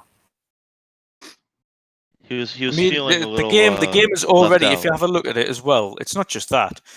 We're in a, and you've got to feel sorry for all developers because every one of them will be doing crunch now, given the fact that the vast majority are working from home. It's going to be. We know this from even on the Xbox side. They've said, right, listen, we're going to be getting the games out as much as we can. And as quickly as can. There might be delays, there might not be delays. Sony have said the same thing across the board. There's been several games that have been postponed already that were meant to be launching around launch window for the consoles that have been pushed back. Of course, we know Halo Infinite was one of them that wasn't anywhere near done. But of course, working from home is not going to benefit anybody. So, of course, there's going to be crunch hours. And imagine doing crunch hours working in the house compared to crunch hours sitting in the office. Now, is that going to be a lot more comfortable for you? Because, A, your family's going to be in the house with you regardless. So if you're doing these crunch hours and you need a break, you're going to be able to get up. You're going to be able to go and see your partner. These aren't crunch hours sitting in an office. It's a lot different. Whoever said that they weren't getting paid, that opens up a whole other can of worms comes to labor laws. And Yeah. then Yeah, especially in Poland where it is illegal. Right. And then, to only do it for 6 weeks out of the 5-6 years that this game, this AAA, like, almost once in a lifetime type game where it kind of, it kind of, you kind of need that crispness of the game for the sales to be up and for the hype to be up to get paid back. I will do the 5 and 6 weeks. 100%. And you've got to think as well, like, they want Christmas off. Do they want to be continuing development? Like, just before Christmas, thinking, you know where it is? If this game hasn't released before Christmas, we're going to have this 2-week break, That's a great point. 1 or 2 week break going into Christmas, and then thinking, right, as soon as we go back into work in January, we're going to have this almighty task at getting this game finished to launch in the next couple of weeks. Now they could take a month off and spend that bonus money. Exactly. So they're going to have, of course, they're going to have people doing kind of patchwork and things on the time, but there is going to be, as we know, every year, and rightly so, because they've been working their asses off getting games ready for us. Again, as a consumer, this is a consumer product. We are privileged enough to be able to afford to do these things as a hobby. Mm-hmm. But if you have a look at it in terms of actual spending time, they are going to get time off over Christmas, as the gaming industry does. They shut down, they go home, they spend time with their relatives. They don't sit there over Christmas and work on the game. That's not how it works. It's the same for the vast majority of major sectors. See, hey, who wants to work 10 hours to get Friday off? Like that incentive happens. Yep. Well, at my old job, we actually had 10-hour days and then 3 days off. So I mean, it's out there. So it exists. And this whole thing with CD Projekt Red, as long as they're getting paid for it, I don't see an issue with it. Like, as long as they're being paid for their work, that's fine. I think the only time I have a problem with crunch is when that it goes under the table, the overtime's not clocked, or there's some discrepancy with pay, then that's an issue. But it seems like that the CD Projekt Red situation, I think that Jason Schreier's just making an issue out of nothing, just to get his name out there again. And because it's a big studio, so it's like, oh my god, it's CD Projekt Red, they're not paying their employees, what? Then they click on the article, and it's just like, blah, blah, blah, blah, blah, blah. Studio head responds, hey, they are getting paid. Just one extra day a week they're working. It's not like a big deal. It just sounds like Jason Schreier's hands are very soft. But it's not just that. He's saying, right, yeah, they're doing overtime, but I mean, some of them are saying, well, we've got X, Y, and Z developers saying that they've been working the last 12 months, 12-hour days. There's people working, I'm sorry, but there's people working around the world in different industries that are doing 12-hour days all week, not just for 12 months, but for the entirety of their career. The vast majority of people, especially people like us, that we do this kind of podcasting as well, we can't call this a job because we class it as a hobby / fun. But at the same time, we're coming home after doing 9-10-hour shifts at work, coming back, thinking of different things for this, working on bits for podcasts, working on different entertainment mediums to keep people entertained. We're still coming home at the end of the day and then working additionally on top of that. I've, in the past as well, prior years back, I've done 2 jobs in a row where I finished my Monday 9 to 5 job on a weekend and worked a second job, and then did reserve services for armed forces before going full-time in armed forces. So I've done a variety of things that include many different variances of hours worked and labor time. But it's not complete. You don't complain about it because you need to do what you need to do to get by, and you know what I mean. It's such a strange thing to go into on one sector where you make it such a problem that isn't a problem. It only becomes a problem if the employers make it one. So if you're not treating your staff correctly, if you're not paying them, if you're doing all these things that don't incentivize the employees to stay back and actually want to get the job done correctly. Now, if you're telling me that CD Projekt Red, which I know they're not, are treating their staff poorly and not making sure they've got food, not making sure they've got paid additional for the additional hours they're doing, not then giving them a bonus for the extra work that they're putting in, which they are, 10% of all profit, which is insane anyway. And then, of course, just ensuring that those that are working at the company are looked after, which I know they are from head to toe. If you speak to any of the people, any of the development team that are not just on social media, but in general, they're all really happy to be working at CD Projekt Red. They're all really happy of what everyone is kind of creating and speaking to them about. Mm-hmm. It's such a non-issue, and I think it's took a lot of might from a lot of these different, and there's so many of the CDPR team on Twitter these days as well. I'm very surprised that none of them have kind of lashed out at Jason Schreier, but they're a bigger person than we are, because there's a lot of us, of course, that have retweeted him and called him a clown for these non-comments. But hats off to them for just ignoring it and getting on with their jobs, because I would be infuriated if he was telling me that I'm getting overworked for something that I'm actually trying to do because I love the job I'm doing. It's a bit of a strange one. Yeah, they're probably... And now let's talk about China. Just kidding. No. Wow, Midway. No, I gotta say this. I think that the reason why the CD Projekt Red employees don't say anything back is, one, because they don't want to lose their jobs, and two, the press, like especially like Jason Schreier, he'll find any way to twist those words around and put sentences where they don't belong. Want to vindicate them.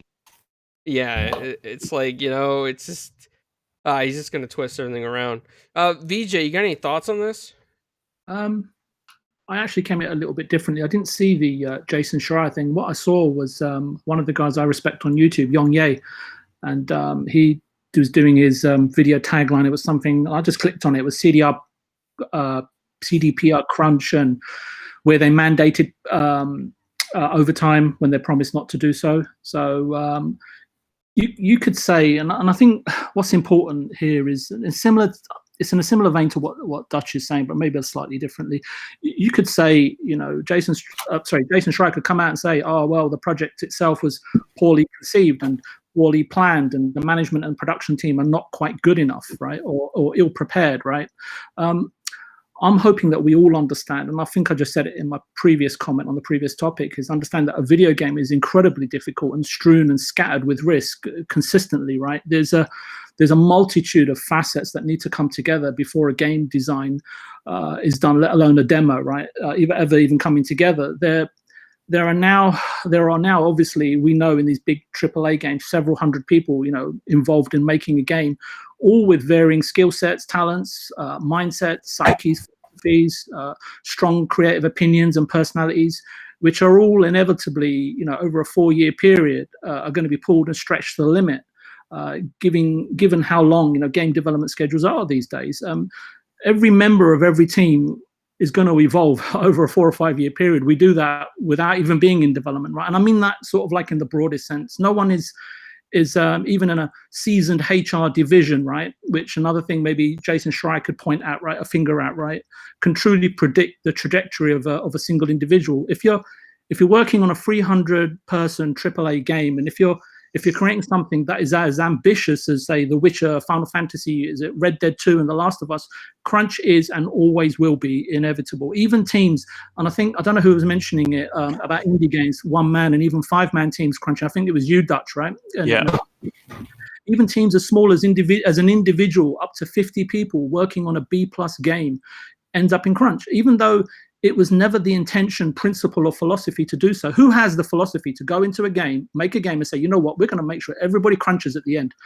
You know what the funny thing is, though, here, just to slightly interrupt, is the article that Jason Schreier, if you have a look on screen there, the article that he's alluding to is last year, bosses of CD Projekt said they didn't want to have mandatory crunch. Now, Yep. This mandatory crunch has come in the midst of a pandemic. Yeah, that's a good point, but I don't want to use that as an excuse. Yeah, it's not an excuse, but it's No, of course. Well, You know, we don't know. We don't know if conversations have taken place within the own CD Projekt Red, development group. We don't know whether or not they given an option, say, "Hey, look, we have this situation on how we can crunch it out and wait, or wait until we get delay the game again." And we don't know if those conversations have taken place. Yeah. Maybe they gave them the option and sat them down and say, "Hey, we want to finish this game. Are you on board?" And working with, there's always a choice. Yeah, but the point is here is that yes, you're exactly right. We don't know those conversations, but these are the things that Jason would point to, and this is why I wanted to answer it in this specific way. Is CDPR? If you look at them, they are a darling, right, of the industry. And right now, for someone like Jason, because there's no point in me sort of like, shooting the breeze with you guys to say, "Oh, did he say that?" or "That could have happened." That's irrelevant, right? Yeah. The point is more prominent than that, right? And CDPR is just a prominent target in order to make headlines right now. I know a little about CDPR. I spent a year living in Warsaw myself, and the management, and they are good people, right? CDPR aside, if you have to realize that people if you just take common people, right, forget about crunch and people in everyday life, say things to one another that they really mean with the right intention and with the information that they have on hand. We make promises with hand on heart, right, and they mean to be kept, right. We want to keep those promises, but sometimes things get in the way from us being able to keep those promises, right, even as individuals. So imagine a production team of 300 people setting objectives and targets and delivery timeframes. Things will go awry, and promises will not be kept through no fault of an individual or a segment or even a section of a team, right? Everyone is set on an ETA, production deadlines, but no one can foresee or accurately factor into a production schedule in terms of a road accident on the journey, and foreseeing on top of that being stuck in traffic for 3 hours. And sometimes in game development, that can translate to 3 months, right? Traffic accidents happen in game development and cause unexpected delays. It all takes time, and it's a hard journey, and especially since CDPR are trying to climb Mount Everest, right? Yet again, right, in terms of their ambition, Cyberpunk 2077, they don't have unlimited resources, and finance will also step in, marketing will also step in, right, and say, listen, look, this game needs to ship. Producers at the same time are under pressure, knowing that the game needs to be of the highest quality or the company will suffer. So what's left? What's left is that everybody has to pull together to ensure that they make sure, right, if indeed the ship is sinking, right, before it does so. Now, I know I don't want to sort of have a go at Jason Schreier or anything, but his points seem to be sort of like sitting in an armchair, right, theorizing things, right, from a gamer, from a media perspective, and out there saying sort of delay the game for the sake of the people having to work in these hard conditions, don't understand, and they simply don't understand all the factors in play. They are all of them, and I hate to use this phrase again, but I often enjoy it, that again is people outside of the camp spitting in because they don't know, as to what Downer was just saying, right? So the management team at CDPR that is spearheading the studio, I believe that when I look at them in comparison to other studios, they're very creatively led, first and foremost, and then production led. I'm not saying that that's a problem. I'm just saying that that's how I see it. And obviously I agree that both facets are equally as important and should be in tandem or in balance, right, when going into sort of something like making a video game.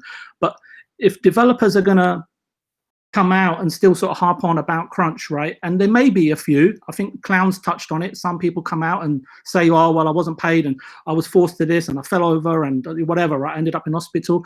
But be grateful that you don't work in a Chinese factory. I spent a considerable amount of years over there where every Xbox or PlayStation or headset or Mickey Mouse t-shirt you buy is kind of pretty much handled by young men and women that are still to this date are found to be underage on occasion, right? Go meet the thousands of children and pregnant women, right, carrying rocks all day for mining pirates, for example, right?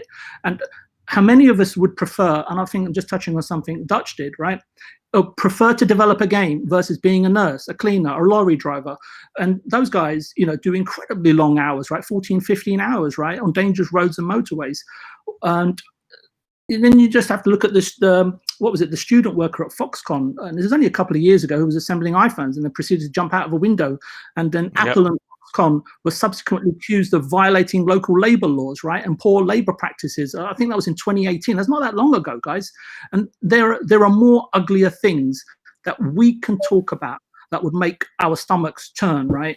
However, individuals who have probably never worked in a studio or even had their own business want to debate crunch, and that's like, Lord, give me strength, right? So CD Projekt, I think, has nothing to be ashamed for and nothing to apologize for.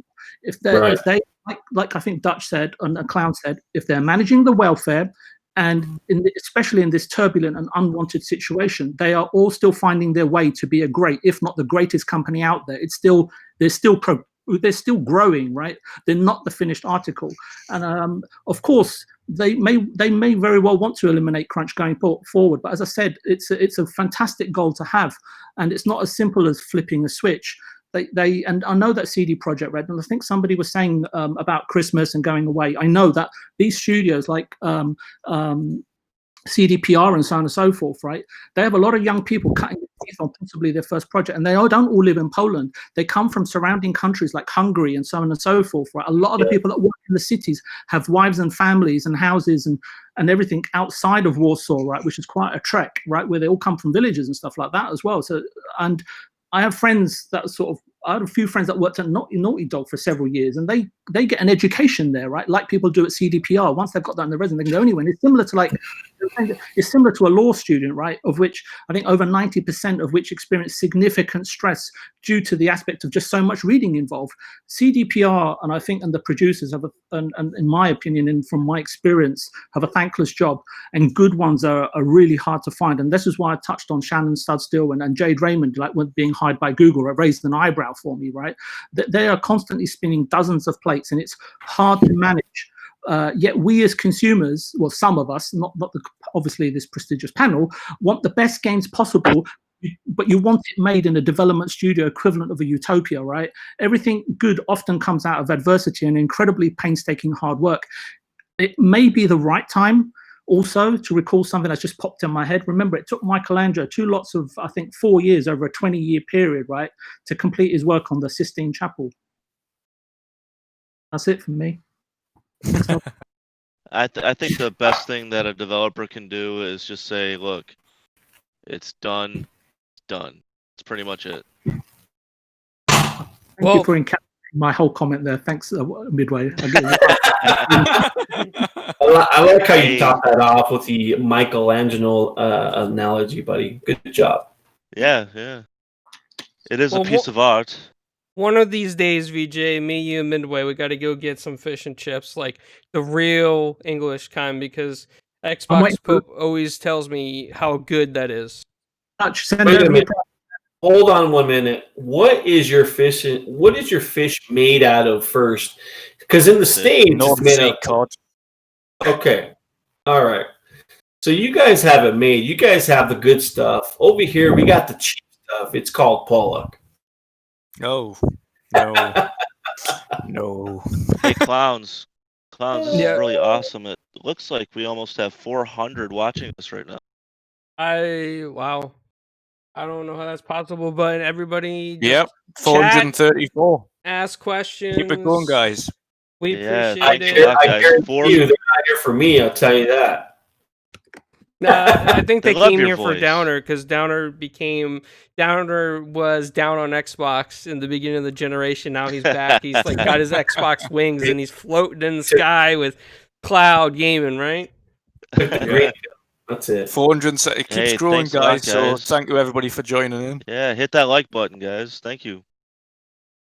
The next topic I wanted to get into is there was an article in Game & Vault, and let me make sure no audio leaks this time from this video. So I'm not sure. I know VJ knows a little bit more about this than I do, but basically, what somebody from PlayStation is saying is that the marketing and licensing senior director Isabel Tomatis talked about 3D audio via headphones on the PS5. That it was confirmed that players could simply plug in their headphones into the DualSense 3.5mm jack and experience it. However, it's not going to work virtual surround via TV speakers initially.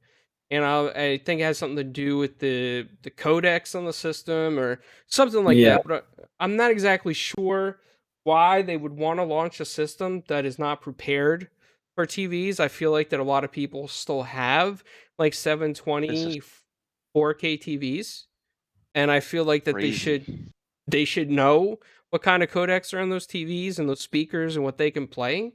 I kind of almost feel like that PlayStation is doing this to push sales of their headphones. Maybe I'm wrong on this, but Or get a Sony TV while you're at it. well, it won't work. It probably Well, won't it work. could be a manage the technology trying to catch up. I don't know.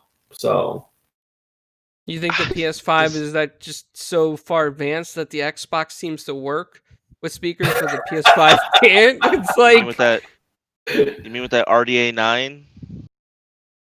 It's such a strange thing for not to work, though. Surely that can't be right. That has to be a rumor. right, No, and a lot of these baffling. issues can be dealt with a patch as well. So maybe there might be a day one patch, to fix that. But surely, I mean, it's simple. I mean, it's not just Tempest 3D audio because it's still going through HDMI. So Right. regardless of what the tech is inside of the box, it's still outputting HDMI. So no matter what the format is, it should still work. Whether that be DTS or In anything theory. That just seems like such a strange speechless. thing. Yeah, it is bizarre. Speechless. But there's going to be a lot of, and up until anybody gets their hands on it, let's face it, because even with the Xbox, for instance, in the hands of social media influencers and whatnot, and different kind of blog posts and reviewers, even with that in, everybody seems to forget the fact that consoles have a vent and exert heat, and heat comes out of something when you're trying to disperse it. You don't get cold air. But of course now the Xbox is overheating because there's heat coming out of it. But now, because obviously they have 3D tech and audio tech in the PlayStation, now it doesn't work on TV speakers. Again, it's a non. I don't understand where they've got this from. It's so strange. Doesn't make sense. Dutch, it's Yeah. common biology. When I get hot, I blow cold air. Oh, When really? you go whoo, if you say whoo, that's cold air. If you say ha, that's hot air. You know what's weird try though? it. This was confirmed. This particular bug was confirmed by the PlayStation blog, so I think there's a lot of truth to it. I mean, yeah, it's interesting. So Hong Soul in the chat says that the sound will still work, just not their new 3D audio tech. So I don't Well, know that if makes maybe sense because that's like saying Dolby Atmos won't work on TV speakers. Well, it won't. It's going to be, obviously you're going to get some form of surround sound, but it's not going to have the same effect. Yeah, and there's only Tempest 3D audio is their version of Dolby. Right. That's all it is. And there's only a handful of games that take advantage of the technology. Yeah, that take true advantage of it. Exactly. Yeah. The only one that's really taken advantage of it of recent years anyway has been Hellblade. Yeah. Yeah. So I have the list right here that's allegedly to have the feature on it, but it's the SpiderMan, Miles Morales, it's Astro's Playroom, Gran Turismo 7, Returnal, Destruction All Stars, Demon Souls, Ratchet and Clank, Sackboy, Horizon Forbidden West, and Resident Evil Village. So that's the particular list. I think 4 of them will really benefit from it, and the Yeah, rest true. won't. Yeah. So basically, if you want that 3D audio, you better buy this peripheral. Yep, buy the headphones. Well, VJ, I know that when I mentioned it in the group DM, you had something to say on this topic. I'm knackered now. So the way the 3D audio was explained in that Unreal Engine demo sounded great. It did. It sounded great. But did you see the counter article from Dolby? I did. It's funny you mentioned that. Yeah. Yeah. I did. Because because PlayStation tried to come out and say that it had never been done before, and it was this major improvement over Dolby Atmos. And Dolby were like, no, actually, we have hundreds of floating points as well. That's I don't understand what you're getting at here. Me personally, Dutch, I trust Dolby over Sony, to be honest. They've been in the business a lot longer. They've perfected the technology. And they work specifically on now vision, of course, but specifically they worked on sound. Specifically on sound. Exactly. So Indie Gamer in the chat says something that I'm starting to laugh about, because I'm telling you, man, like, I think something weird's going on. I don't know if we're hitting like the front page or something of a category, but Indie Gamer says that the likes and views went up to 500 in less than a second. 800 likes. Yes. We have over 884. Wow. Yes. So I don't know if I'm getting like bombed.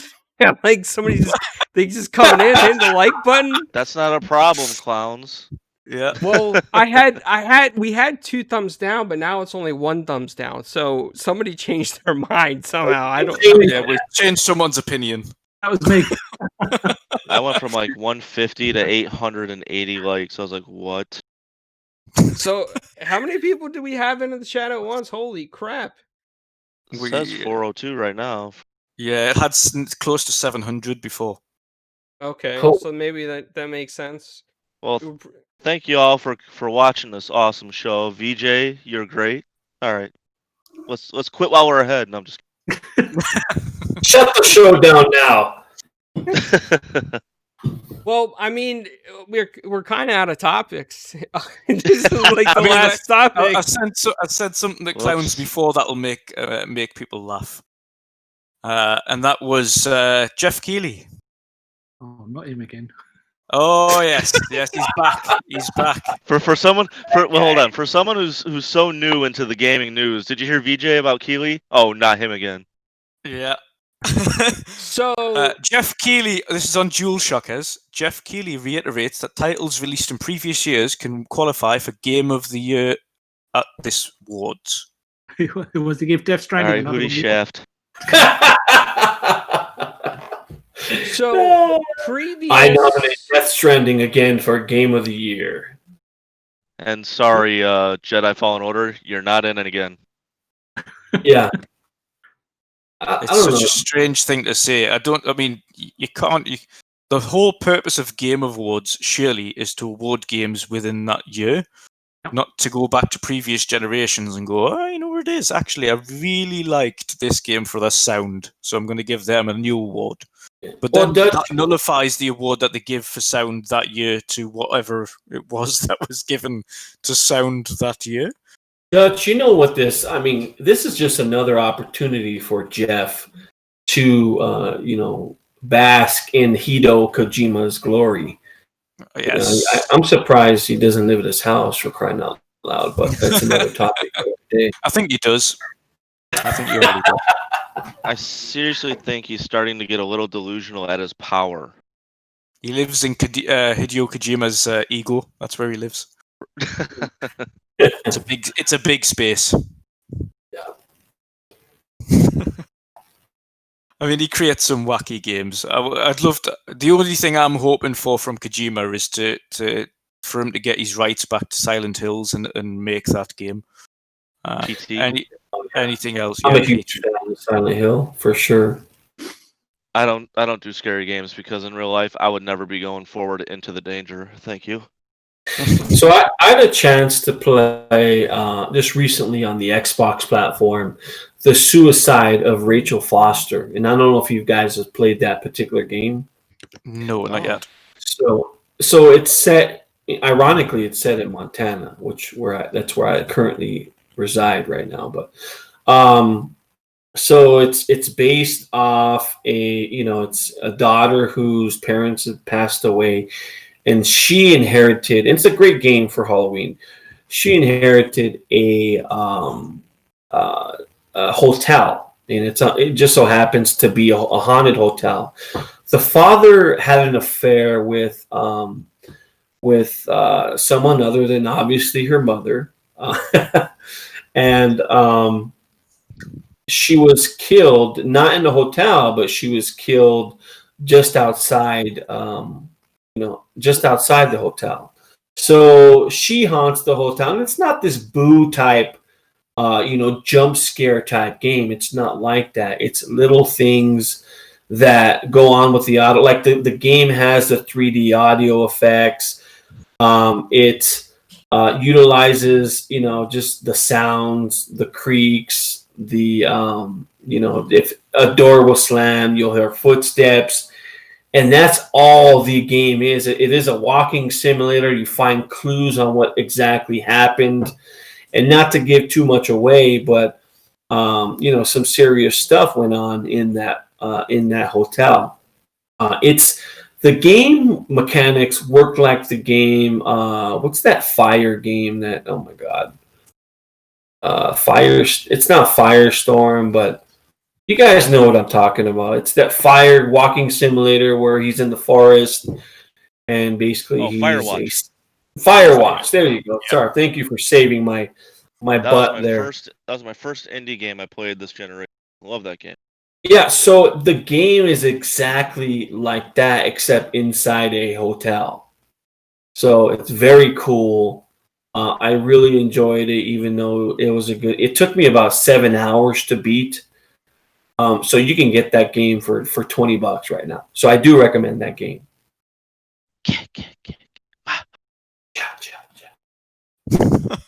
And again, that's called The Suicide of Rachel Foster.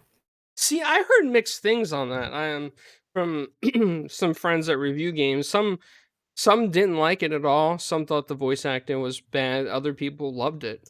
Actually, it's the exact opposite. The phone acting, the voice acting is very good, extremely well done. It's a walking simulator. The mechanics are there's basic gameplay elements to it.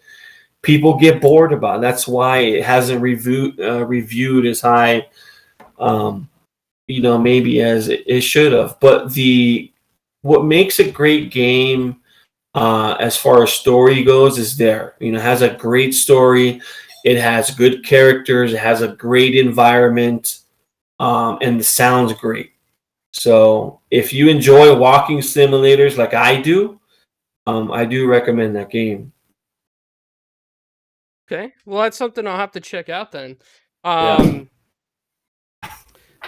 Speaking of which, when I had interviewed AJ from Battletoads, he actually recommended that we interview the voice actress from that game. So we're trying to set something up now, and hopefully I can get an interview with her. But I do have a really special interview coming up that I want to announce on the show. Is that I'll be interviewing Crispin Hands of Lion's Head Entertainment, and he has done the game score for Gears of War 4, Gears of War 5. He's done the game score for a lot of other games, as well as movies like The Hostage. So we're working on that interview now. It's confirmed that he has confirmed the invitation. We're just trying to find a time. And then we're going to go ahead and get them on. And you guys have brought that particular element to your podcast, getting these, the industry talent on there, which shows your passion. It's just for the gaming industry. That's what we did at TXR. We don't do it as much anymore. We kind of put our foot off the pedal as far as that goes. TXR, clowns. We've had some big names on that particular podcast. Oh, absolutely! You guys were the first hobby podcast to have Aaron Greenberg on. I'll never forget that. Yeah, Aaron's been on a couple times. You can't even get Thomas Mahler on there. He's the creator of Ori and the Blind Forest and the Will of the Wisps, and he's been on there a couple times. So yeah, but yeah, I appreciate the fact that you guys have some great interviews. It's what keeps me listening for sure, and I think the people who listen to you guys feel the same way. So yeah, but thanks for the invite on the podcast. It's been great. It was nice to virtually meet you, gentlemen. Dutch, Monster, or Midway, I should say, and VJ. Either one's. Yeah. It's a pleasure. Thanks for the invite, for sure. Oh, absolutely, problem. man. Downer, you're always welcome on Four Guys Recorders and any of our bros over at TXR. You know, I've tried to get Invader on, but his work schedule is just too different. And hopefully one day I can get him on as well. He actually did a voice clip for the show Flamish and I Do, and Right. Flamish is in love with his voice, and he wants more of Invader's voice on the Four Guys shows. So I just want to put that out there. On Tuesdays, I'm at work at this particular time. So I asked my boss, I'm like, look, these guys invited me on the podcast. I'm gonna take off. Is it cool? So yeah, just go ahead. So I love.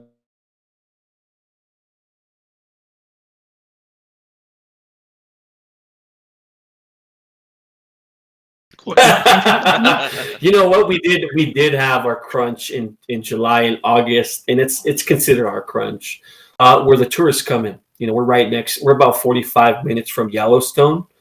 So we have tourists come in from all over the world to visit our small town, primarily for the fishing, which goes on here, the fly fishing. COVID. Yeah, even during, yeah. So Montana's a state, like my kids are physically in school. You know, you don't get that in some states. It's Montana's a different world. You know, people leave their bikes in the middle of the street, you know, kids, and no one will touch them for weeks. You know, and I went to a concert here when I first got in last year. And, women still leave their purses on the fence, just tied up with hundreds of other purses, and no one will touch them. You know, it's just a different world out here. And I came from Los Angeles, so if that happened in Los Angeles, those purses would be gone in a millisecond. Let me ask Dutch and DJ something. Let me ask Dutch. Yeah, Have it's you guys just a seen different Napoleon world out Dynamite? here. Yeah. Has anyone here seen Napoleon? Napoleon Dynamite? Yeah. Yep. That's Montana. Yeah. Wow. That pretty much sums it up in a nutshell. It was based in Montana, and they made them dress like they were in the 80s. Even though it was present day.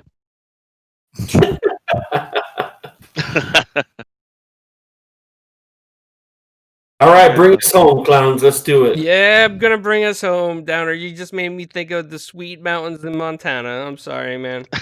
Oh, that sweet fresh air in Montana, huh? Oh, jeez. Oh yeah.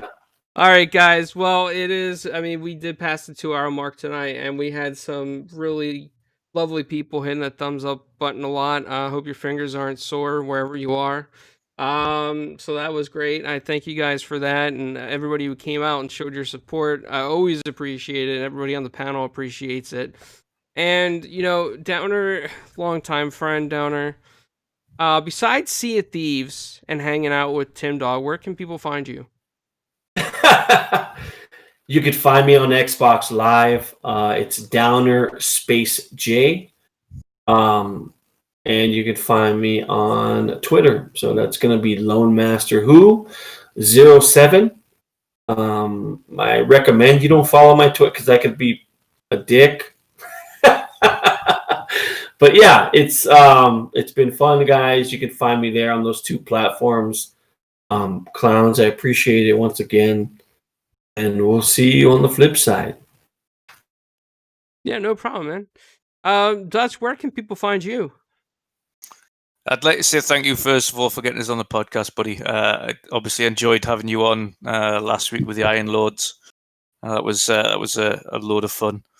But yeah, you can find me on Twitter on Wondering Dutch as usual, and also on YouTube, same name, Wondering Dutch, where the of course, we host every Wednesday our podcast, the Midweek Mix-Up Podcast. Special guests always announced usually a couple of days in advance. This week it is just our regular panel, but next week we have special guests. The week after we have special guests, and we have, fingers crossed, an Xbox special guest within the next month. So keep your eyes out for that one. That's awesome, Dutch. I'm glad to hear that. And everybody should be checking out that podcast. It's a really good group of guys. It's just laid back, have a lot of fun. And multiple people, I believe, have beards on that show, right? Am I right, Yep. Dutch? Yeah, varying degrees of beards. Yep. And you're Downer, not getting thanks. kicked off, right? Thanks for subbing. You just saw Flamish doing his vroom vroom when he was playing Mario Kart on the stream. Yeah, I was already subbed, but for some reason I clicked off it and clicked on it again. Did it?